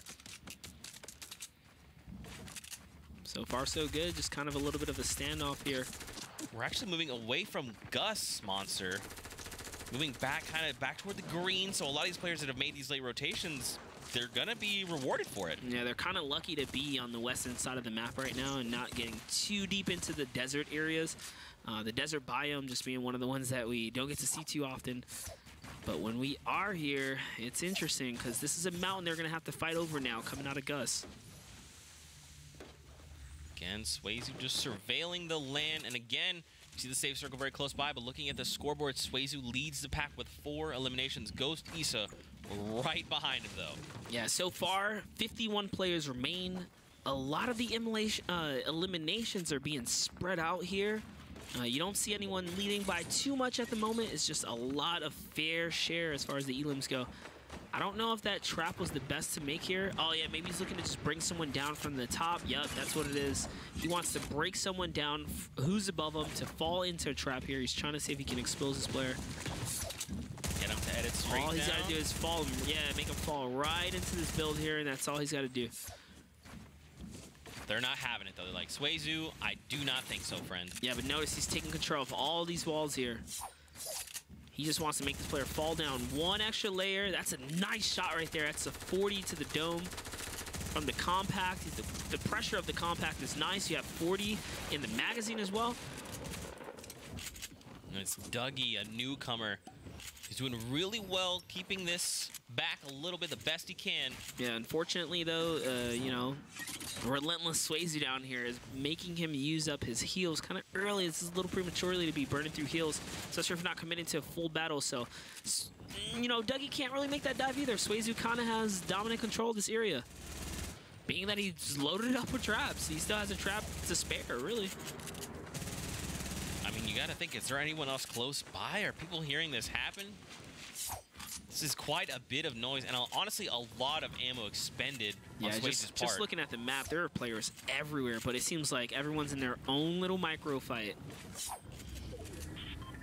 All right, we're going north side. Just not that far away, but see, so what's happening here is Dougie's playing a left camera angle, and it's really hindering his ability to land the shot here. He wants to get on the better angle, and it's these uncomfortable situations. If he rotates to the opposite side, though, it'll be a lot better for him. But he doesn't want to give up this this position, this angle he has here. And he also doesn't want to burn the mass that it takes to go that way. But because of that, it's all backfiring here. He's burning more, just kind of sitting here idle, messing around with Sway. And Sway wants this. This is one point he needs right here. And I mean, he does have almost 400 rounds. He probably started with upwards of 600. That's why. So now watch this. Committed. Watch how the tables turn now. Dougie has right camera angle peek here. Swayze realizing it's a little weird. He's gonna, you know, back up now. And just like that, things kind of change. You don't want to give away that angle. It makes you feel uncomfortable too as a player in this situation. You can feel it when you know you're losing control of the battle. So just that one play right there gives Dougie a little bit more leeway in the lean there. Notice how now he's ready to fight. Swayze trying to go back for that play there, thinking he's going to be able to be successful. If Dougie can land fast enough, I'm like 1000% certain he might shoot that launch pad out of frustration. He doesn't want this guy to get a free rotation. Looks like he's going deep in the zone here. Issa's still alive. Again, playing the high ground here, looking for these elims. Swayze's falling behind. Isa maintaining high ground, just like you talked about. Just looking to catch players as they make their way into this current safe zone. That's a really good shot right there. I mean, look how many players down below are fighting. This is all free opportunity for Isa. Yeah, absolutely. I mean, he's got zone. He's so high up. He's fortified. There's nothing to worry about here. There's a lot of loot there. A player as well. 2 down below. 3, 4 on his left. 2 directly below. These guys are realizing what's going on. They're realizing these are their last moments, their last games. Game 5, 40 players alive. 39 players alive now. No one wants to get taken out here. This is a tough rotation to make, but everyone's using their mobility, their utility items, and they're getting to where they need to be. Aries as well with 4 eliminations. Aries is doing great right here.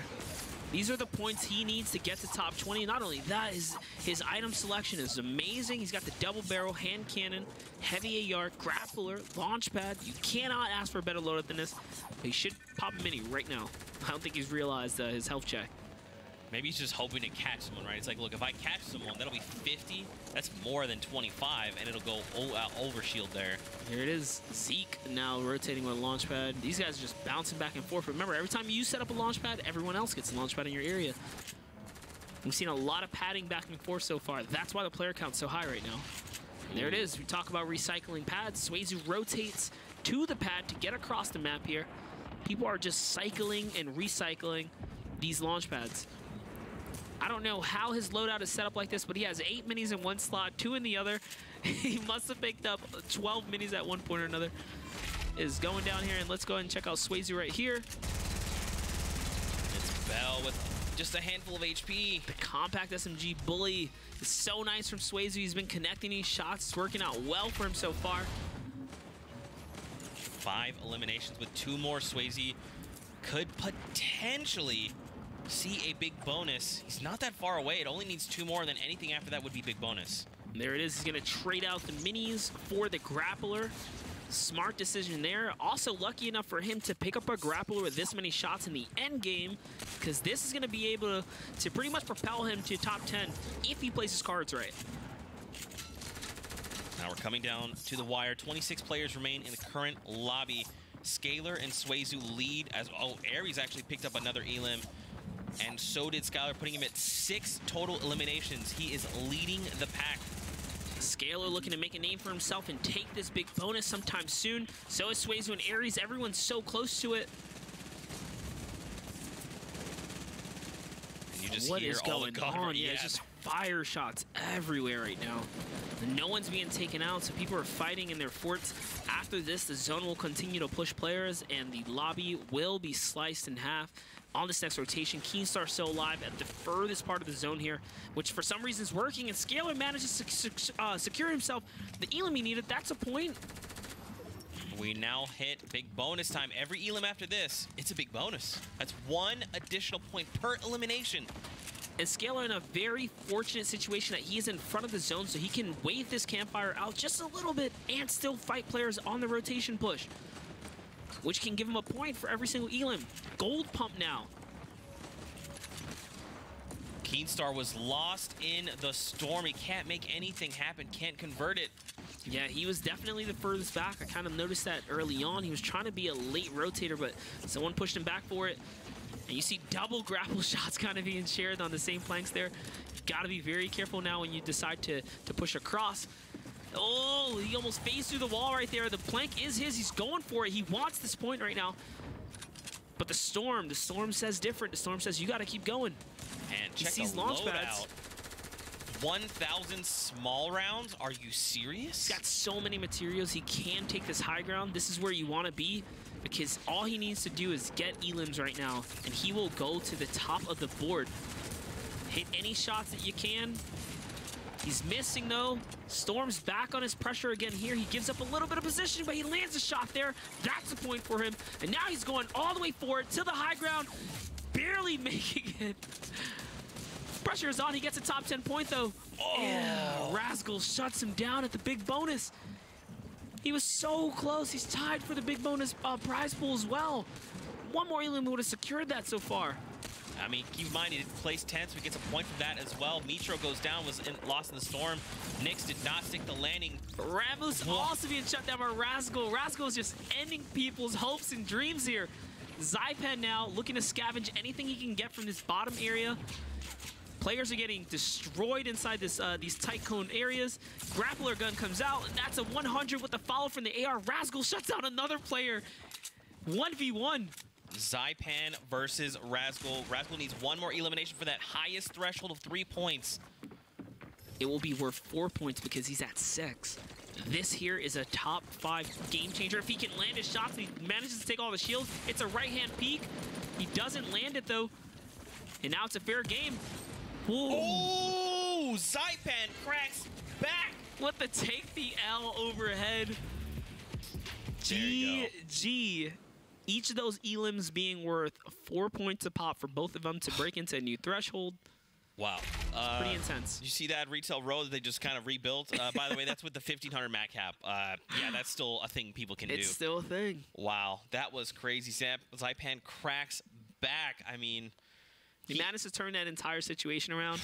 I thought Rascal was going to have it. He was on a rampage, just shutting down all these high Elim, contenders in his area. Mm-hmm. I was kind of disappointed to see him doing this, just shutting people down. It was crazy, but hey, it manages to work in his favor. Unfortunately, just could not, clip that last shot. Yeah, we'll take a look at the final moments coming out of game number 5 and see how Zypan flips the entire situation. Yeah, you would think right there, after getting hit for, all of your shield, it's over. Zypan had just enough materials to elevate himself. Rascal tried to recycle some builds. That was the mistake. And there you have it. So look at this from the opposite perspective. Zypan's, this is the view we wanted right here. The side jump. Another, that's a hard move to execute consistently in competitive environment. The side jump. Mm-hmm. When someone blocks you or someone roof panels over you or something like that, jumping over to the side can re-angle and reposition you. It's almost like a counterplay to that play. Right. Very hard to execute, let alone execute in competitive environment where he's probably shaking. Yeah. Zypan says, 126 to your face.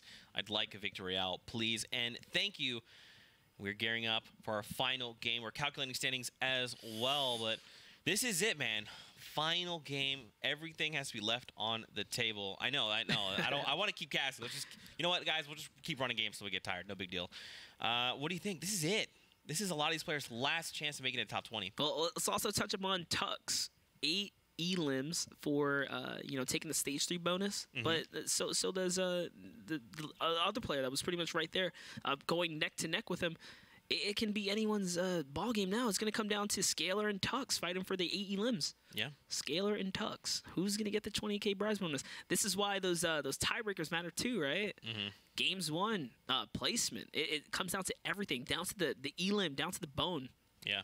Every single avenue matters. We'll take a look at the highlights. I can't speak. Words are so hard. But the highlights coming out from this last game, game number 5 of the finals for the European region.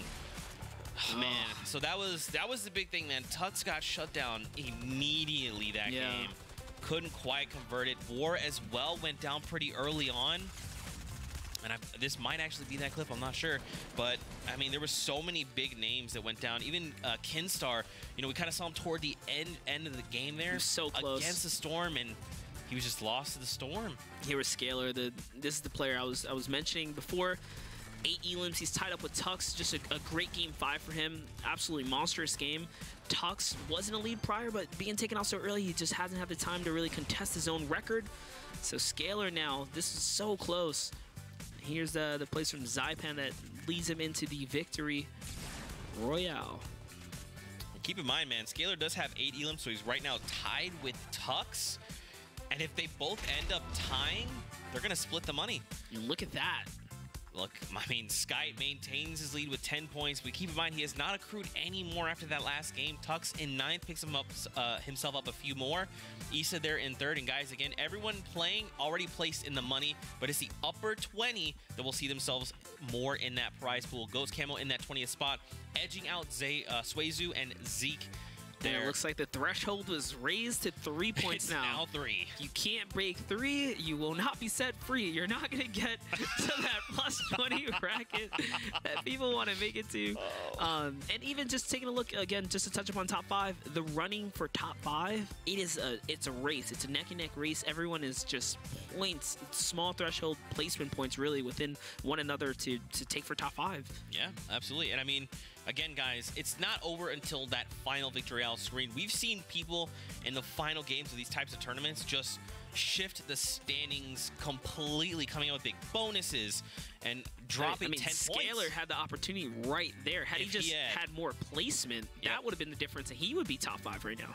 Especially if he just chained together 1-2 more elims. That could have been a massive number of points to hit the board, and he would just been like, everyone step aside. I know what happened there, though. He hit that 7, and then he hit that 8, and he just went off in a full build-off, like, I got this. And then it was like, reality check.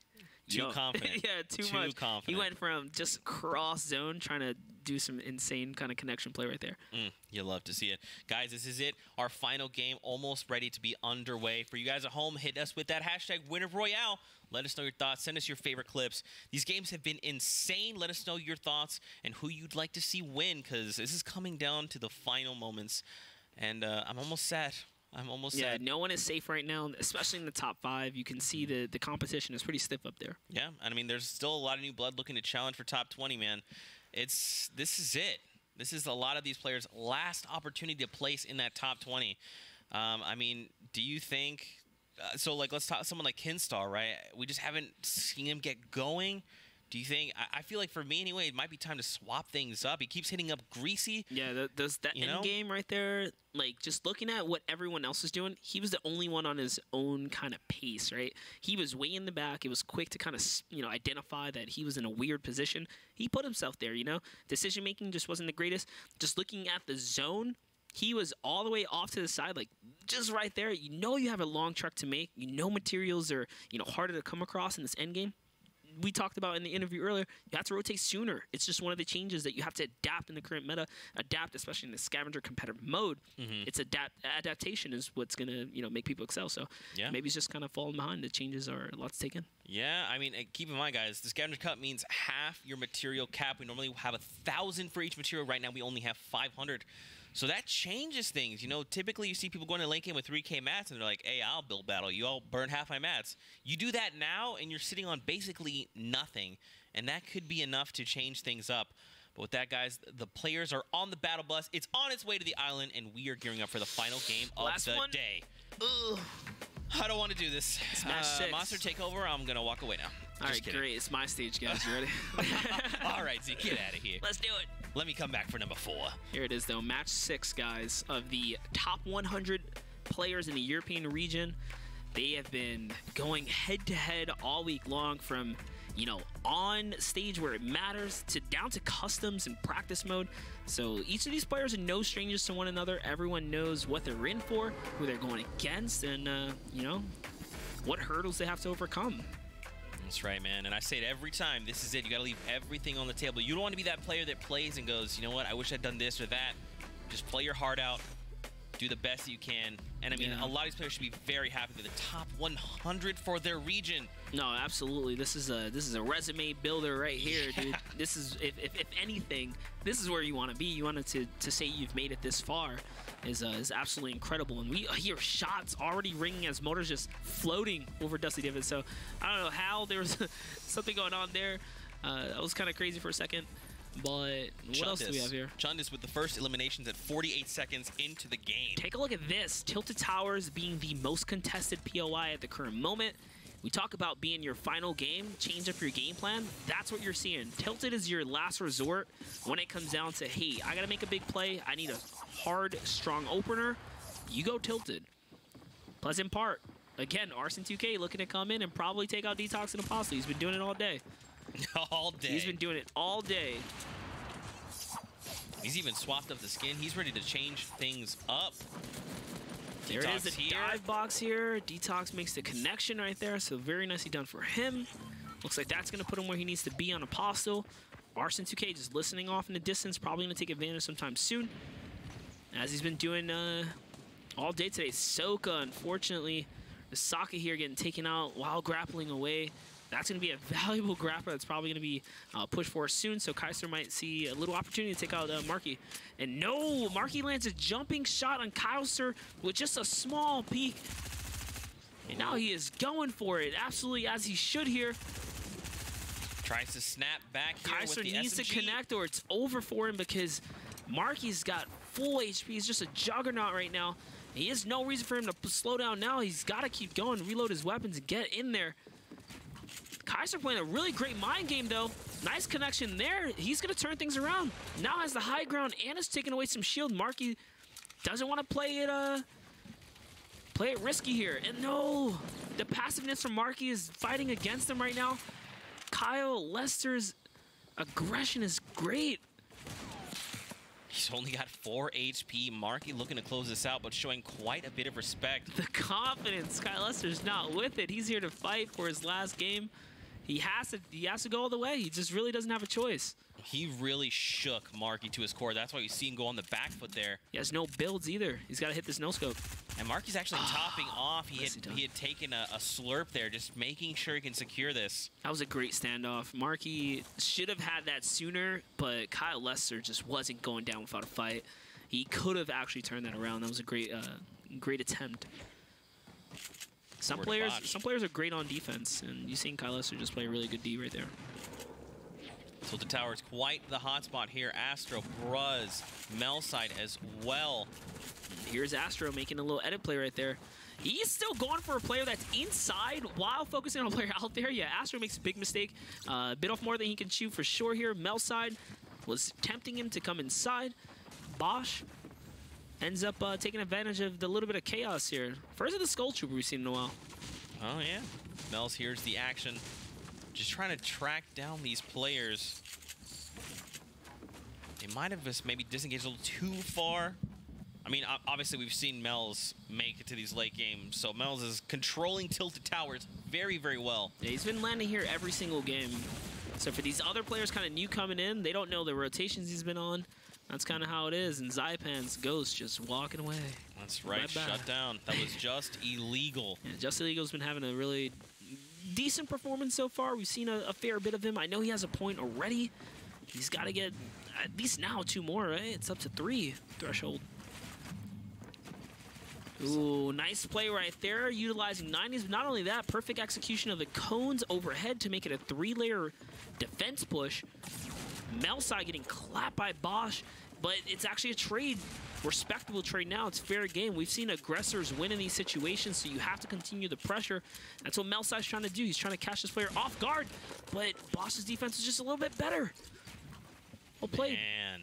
And now look at all the upgrades, but listen to the Rockets. Oh. That was really well played there. Snap decision, but that means Bruz can also utilize that Rift to go and follow up. Rojo Not downstairs. to mention, I was going to say, oh, he's laughing. He's giving them the laugh. Rojo, you're being really brave. Oh! The taunt, is it enough? It was a beautiful bait play because he had the back section open, third-personing the entire build right there. And he's got this guy down to 1 hit. It's a critical hit, but so is he now, right? 72 HP is not a lot to be working with in this situation. Rojo just... This is held up by metal as well. It's going to be tough to break down. Yeah, he kind of realizes that quickly here. Is he going for the bottommost structure? Okay. I think maybe just enough to get bills. Look at them. He only has 6 bills. Not held up on much. Yeah, I guess he figures... Yeah, he is trying to bring this down right here. Check it. That's kind of a lot. I mean, you talked about it. It's metal. That's quite a bit of time you have to dedicate. Yeah, but the supported structure really wasn't that much after you take down those other pieces, and him being so low, Speezy probably can't hear him. Is he actually gonna do this? Is this going to happen? He's breaking the wrong structure though. He just had to do that one rip. Wait, Speezy! Oh no! Oh! Rojo showing how much he thought about that play with a little take the L. You hate to see it. I mean, yeah, I know what he was trying to do. He was trying to hit the bouncer off the side, but to forget that, you know, the corner pieces doesn't have one, I call that a pressure mistake. That's all. That's all that was. Baba Bless here, topping off with his half shield. That's going to get him to 200. He does have the rift to go if he needs to rotate, but he's next to safe circle, so he's going to be all right. Yeah, Bell's been having a tight game so far. Just so far, we've seen him on that losing end of the stick, unfortunately. Just some situations not going in his favor. Shield not really there when he needs it. It's a good time to peek, though. Oh, no. Baba Bless just connects a little better. Baba Bless. Take a look at the kill feed there. Someone else being eliminated. Aces eliminates Zeke. And over to Just Legal versus Fnatic Motor in a little bit of a build battle right now. And Just Legal having a good game this one so far. His loadout looks nice. He's got a couple grenades. He's probably going to disengage here. Yeah, just going to back up a little bit, see if he can find a more favorable situation where he doesn't kind of lose track of his opponent. And probably get some materials because you don't want to really build battle with metal, right? You want to kind of save that stuff for endgame. Someone's down below in the bunker in Salty Springs house. Yeah, Salty went from like not contested to super contested, so whoever was here first is kind of probably upset just a little bit. Suezu taking damage from that stink bomb. Yeah, Zexro is just right in such a good position, dictating the pace of that fight for sure with the stink bombs, being able to push players in the directions that he wants. Zexro smelted and they dealt it and they smelted. Yeah, that's the one. That's the one I was trying to go for. Harry over the hill here. I mean, no one's gonna contest Zexro. Yeah, Harry's probably listening in just a little bit there and figures, no, this is not the place I want to be. There goes Bosch. Seems like Action just doesn't want to let him go. He seems to continue to find himself in situations where he has to fight and fend for himself. Ooh. So far, so good. Maybe that's his saving grace right there. Someone kind of third-partying in on Kestra here. It's actually Legless. And it's another player now. Sensi Gaming rolling up, so Kesser's got to make a move. And he's trying it. He's making the edit plays, but Bosch is on the run. Definitely on the back foot. Another stink bomb. A massive chunk with the hand cannon, point blank. Crazy how these guys push with no HP. They don't care. Once they have you on the back, they are going for it. There it is. He decides, all right, you know what? I'm gonna let you slide. You go ahead and pop these 2 minis. I'm gonna pop this entire med kit. Then we try this again. There it is. All he's got to do is put that stink bomb on him, and it's going to do some serious, irreparable damage. Let's see if we can get it here. So here comes Kaiser coming right back at it. The Deagle wall replacement play, and the shot was made. Wow. I think that happened way too fast for Sensi because yeah, he didn't even react. He couldn't even make the defensive edit in time. Yeah, that was kind of crazy. That was really quick. And look who's still alive. Keenstar looking for his redemption story. He's got 1 elimination to his name. He did land near Shifty Shafts and used the Corrupted Stone over to Greasy, his kind of home and turf. Speaking about players trying to, play smart and passive, Keenstar is one that's been known to prioritize positioning before battling. Issa known to just take battles early on. So Keenstar's probably was forced into this battle here, and the quad launcher putting in really good use. Yeah, and Issa's gonna try and force them out, change things up. Someone a little bit connectivity issue there, but it's all good. Spectre is coming right back into it, and the battle's still raging on. It's Issa and Keenstar pretty much battling off here. Both on even playing field. Now Keenstar losing the advantage, finding himself with is back against the wall here. The slurp is rolling, so if Issa does not continue to apply pressure, he's going to get some of this health back. This Even is what has he time wants. to half shield. Okay, good. Issa keeping the pressure on. And I mean, this is what Issa's looking to do. He's just trying to keep Keenstar uncomfortable, keep him on the back foot.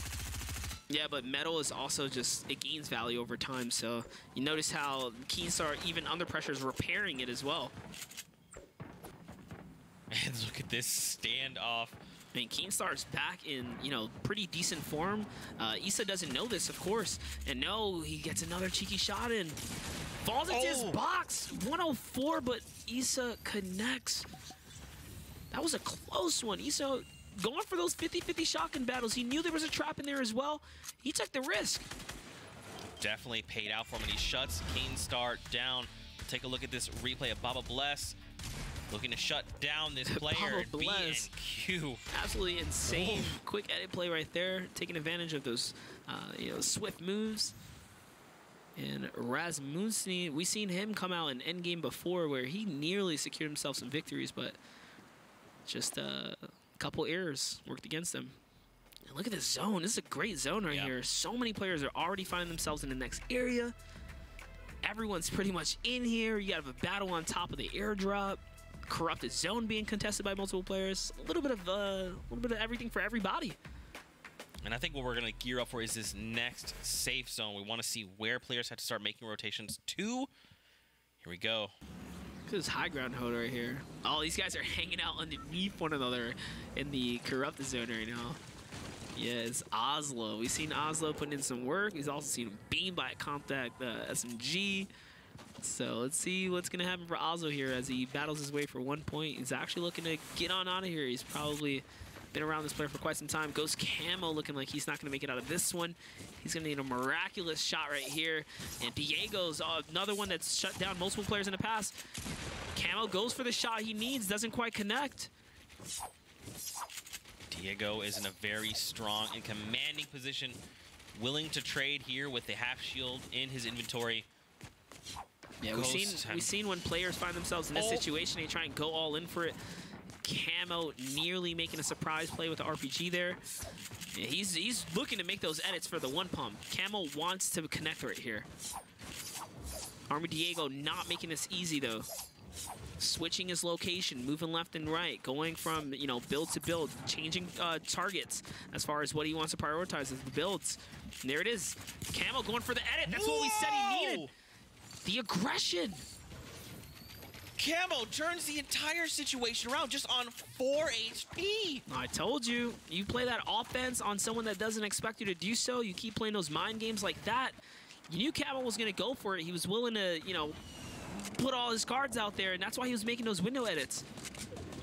The respect on the play right there. That was probably one of the best ones we've seen today. Another Titan of Europe, Atlantis Mitro here.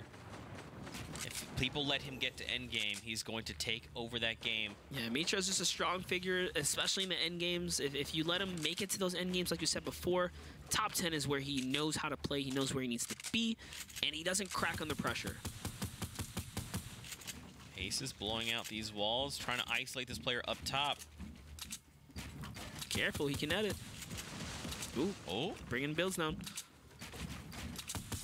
Editing the roof. He's going to replace those walls, most likely. Yeah, Ace is S8 and Camo, Nico, all sharing the highest elimination so far. I mean, Camo with that massive turnaround. You see he's topping off his shields right now. That's absolutely insane.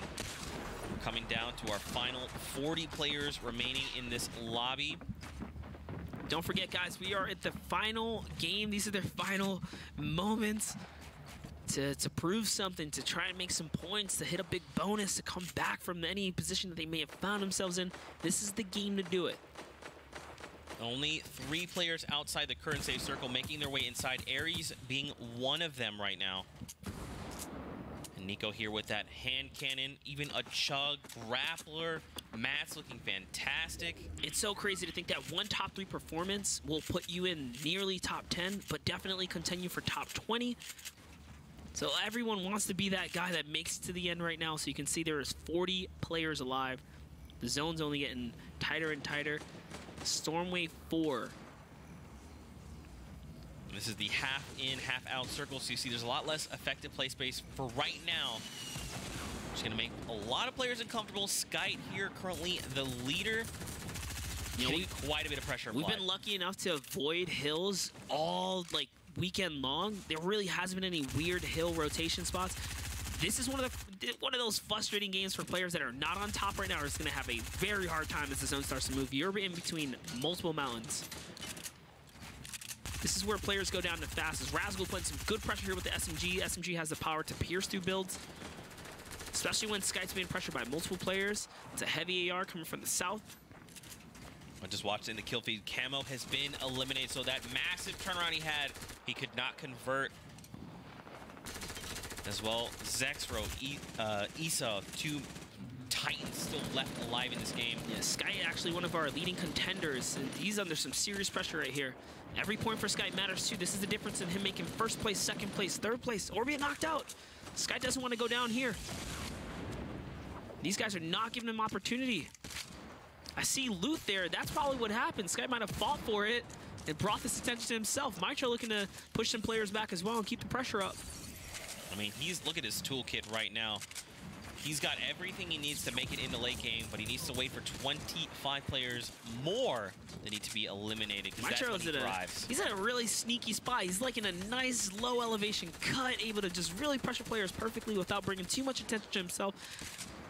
This low ground really playing dividends right here. It's a nice spot. I mean, look, he's created this small window, just peeking in small increments, so people can't really laser back. He looks so safely tucked here. Just such a nice spot. Yeah, it's just such a nice spot. He's really cozy right here. Freak over there. We see Razgul and Harry trading shots. Skites there on the left with the heavy sniper rifle. Harry structure going down. Ares as well made it into safety. And here we go. We're going to get the new safe zone. And we're going just below Tilted Towers, west, through the ravine. And again, we're going across hills, so players are going to look to make rotations. The river is one of those areas in the map where it's natural low elevation. I'm talking extreme lows, where you have to build double the maps just to stay afloat, because those half walls will fight against you. You know, turbo building through this, if you don't connect properly, you're going to have a frustrating time blocking shots as well. And look, you're going to be right between 2 mountains. You take a left mountain, you take a right mountain.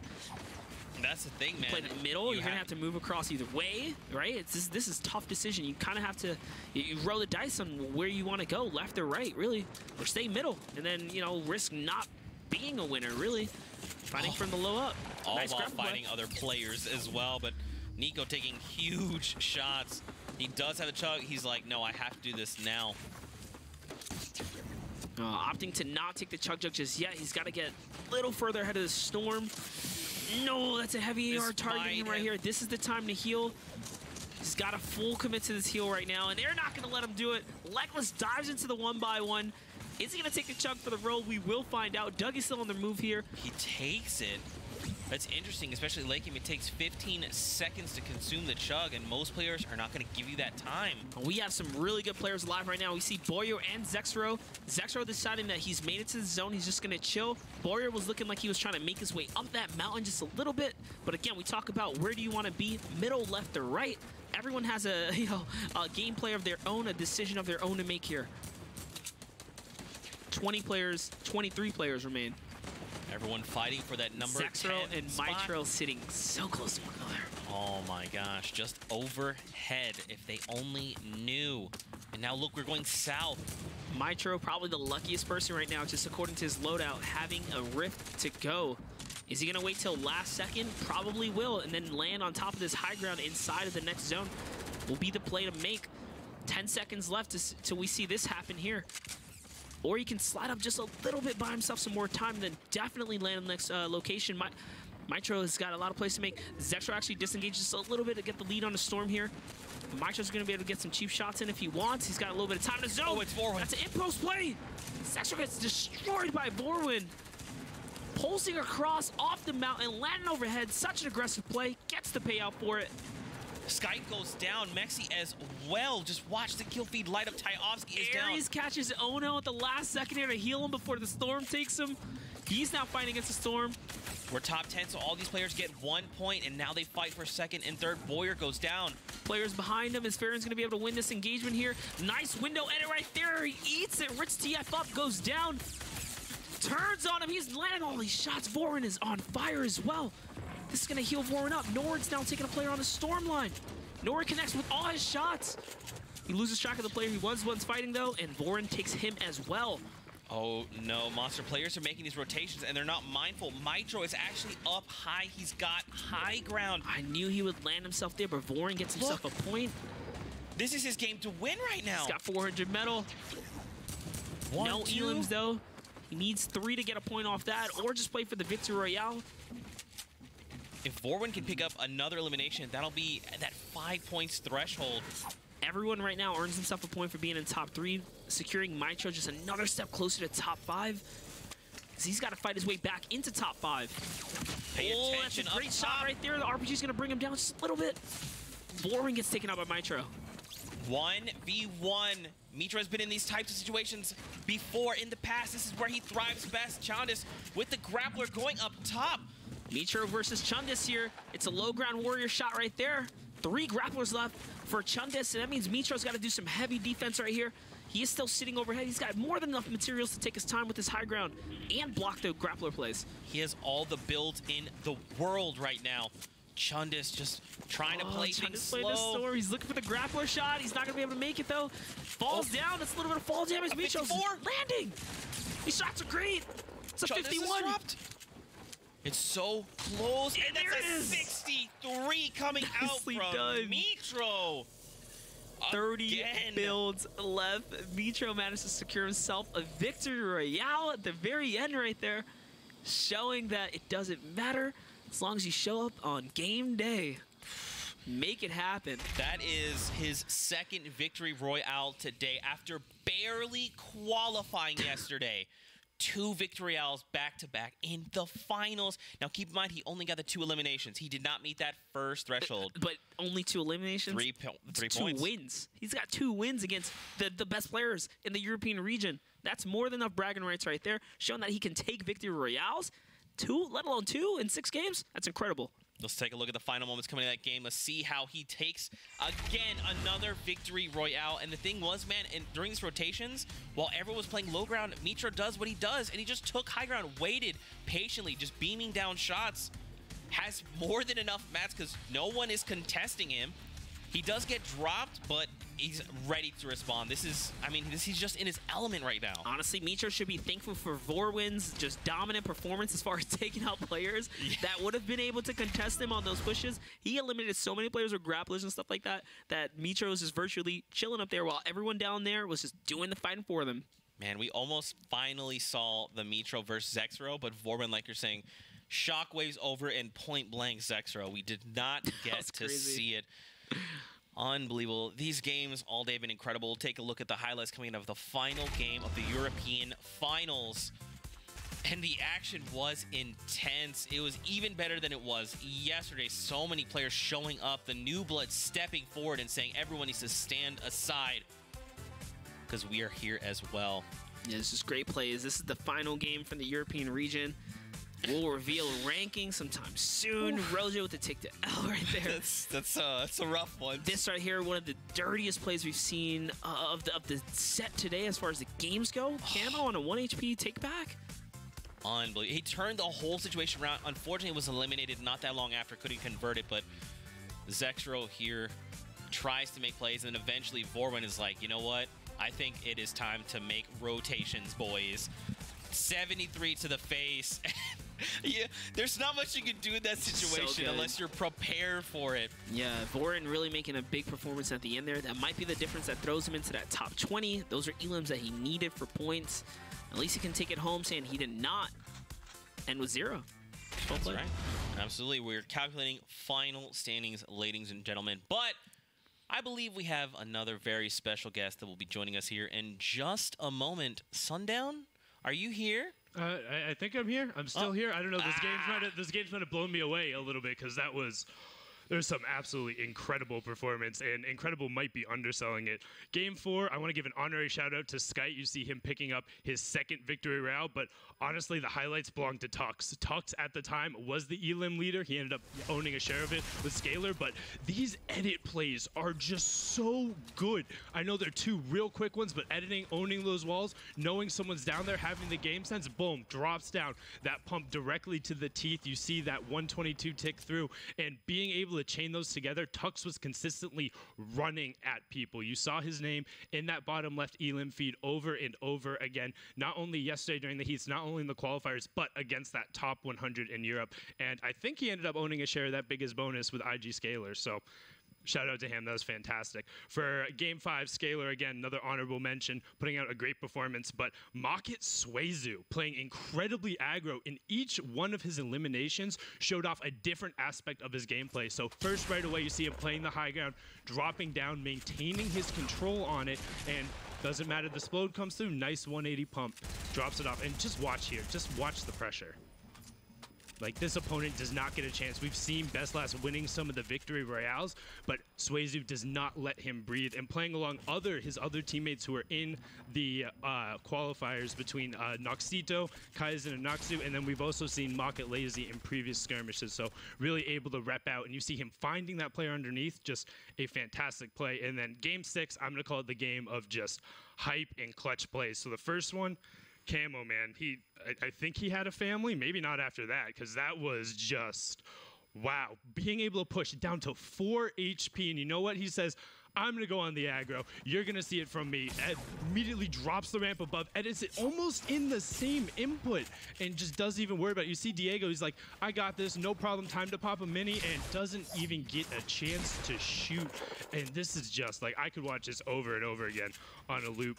But the second clutch play, we saw it right at the end, and we got to see it again in the recap coming through, was Vorin ending the US invasion, pulling a reverse Revolutionary War coming here, and dropping down from the sky.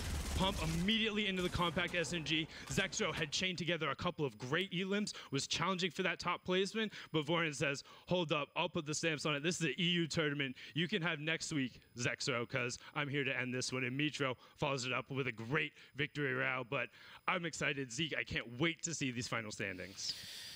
Mean either, my friend. Thank you so much for all that insight. We appreciate you, and you are incredible, ladies and gentlemen. Monster, are you ready? What a weekend. I'm ready to do this? Yeah, I want to see it. Let's go. Final standings. We'll see who the #1 player is, and that is Sky, who maintains his lead all day long. Tux right behind with 9 points. Mitro there in 3rd. And again, ladies and gentlemen, everyone that competed today, the top 100 for Europe, have already placed the money in this top 20 that are placing in that higher end prize pool. And take a look right now. Fnatic Motor in that 20th seed that pushes out Loto and Vorwin. So Vorwin's incredible skydive there, enough to bump him up in the standings into 22nd. But what a stellar day. Yeah, man, you even seen Aries up there. We got to touch with him. He ended up just shy of the top 10 as well. This has been a crazy week, so just fantastic Fortnite experience this weekend. The top 100 players going head to head, bashing against one another, really throwing it all out. That was crazy. You love to see it, guys. Any final thoughts before we sign off? I definitely have the best Fortnite official Victory Royale hat right here, guys. Thank you guys for having me, though. It's been a great time talking to the community. You guys find me at Monster Deface. Thanks for having me. Oh, hold on. I'm getting word. Is something crazy going to happen? Oh. Hold on. We might actually be having an interview. I'm not sure, but we are getting ready to close things out. Again, everyone, thank you guys so much for just bearing with us through things, sticking with us, watching these incredible set of games. There was so much to talk about, and that is what I was getting word of. It is Tux and Scalar actually tie for the biggest bonus. Oh. So they will be splitting that, but still to be able to say, hey, look, we both slayed out with 8 elims. That's an extra massive. 10K a piece for being amazing and Slayers on the field. I'll take it. It's great. That's right. All right, ladies and gentlemen, that's it from us here at the Fortnite Winter Royale for the European region. We'll see you guys later on for the North American region. Thank your bus driver, and we'll see you guys on the battle bus.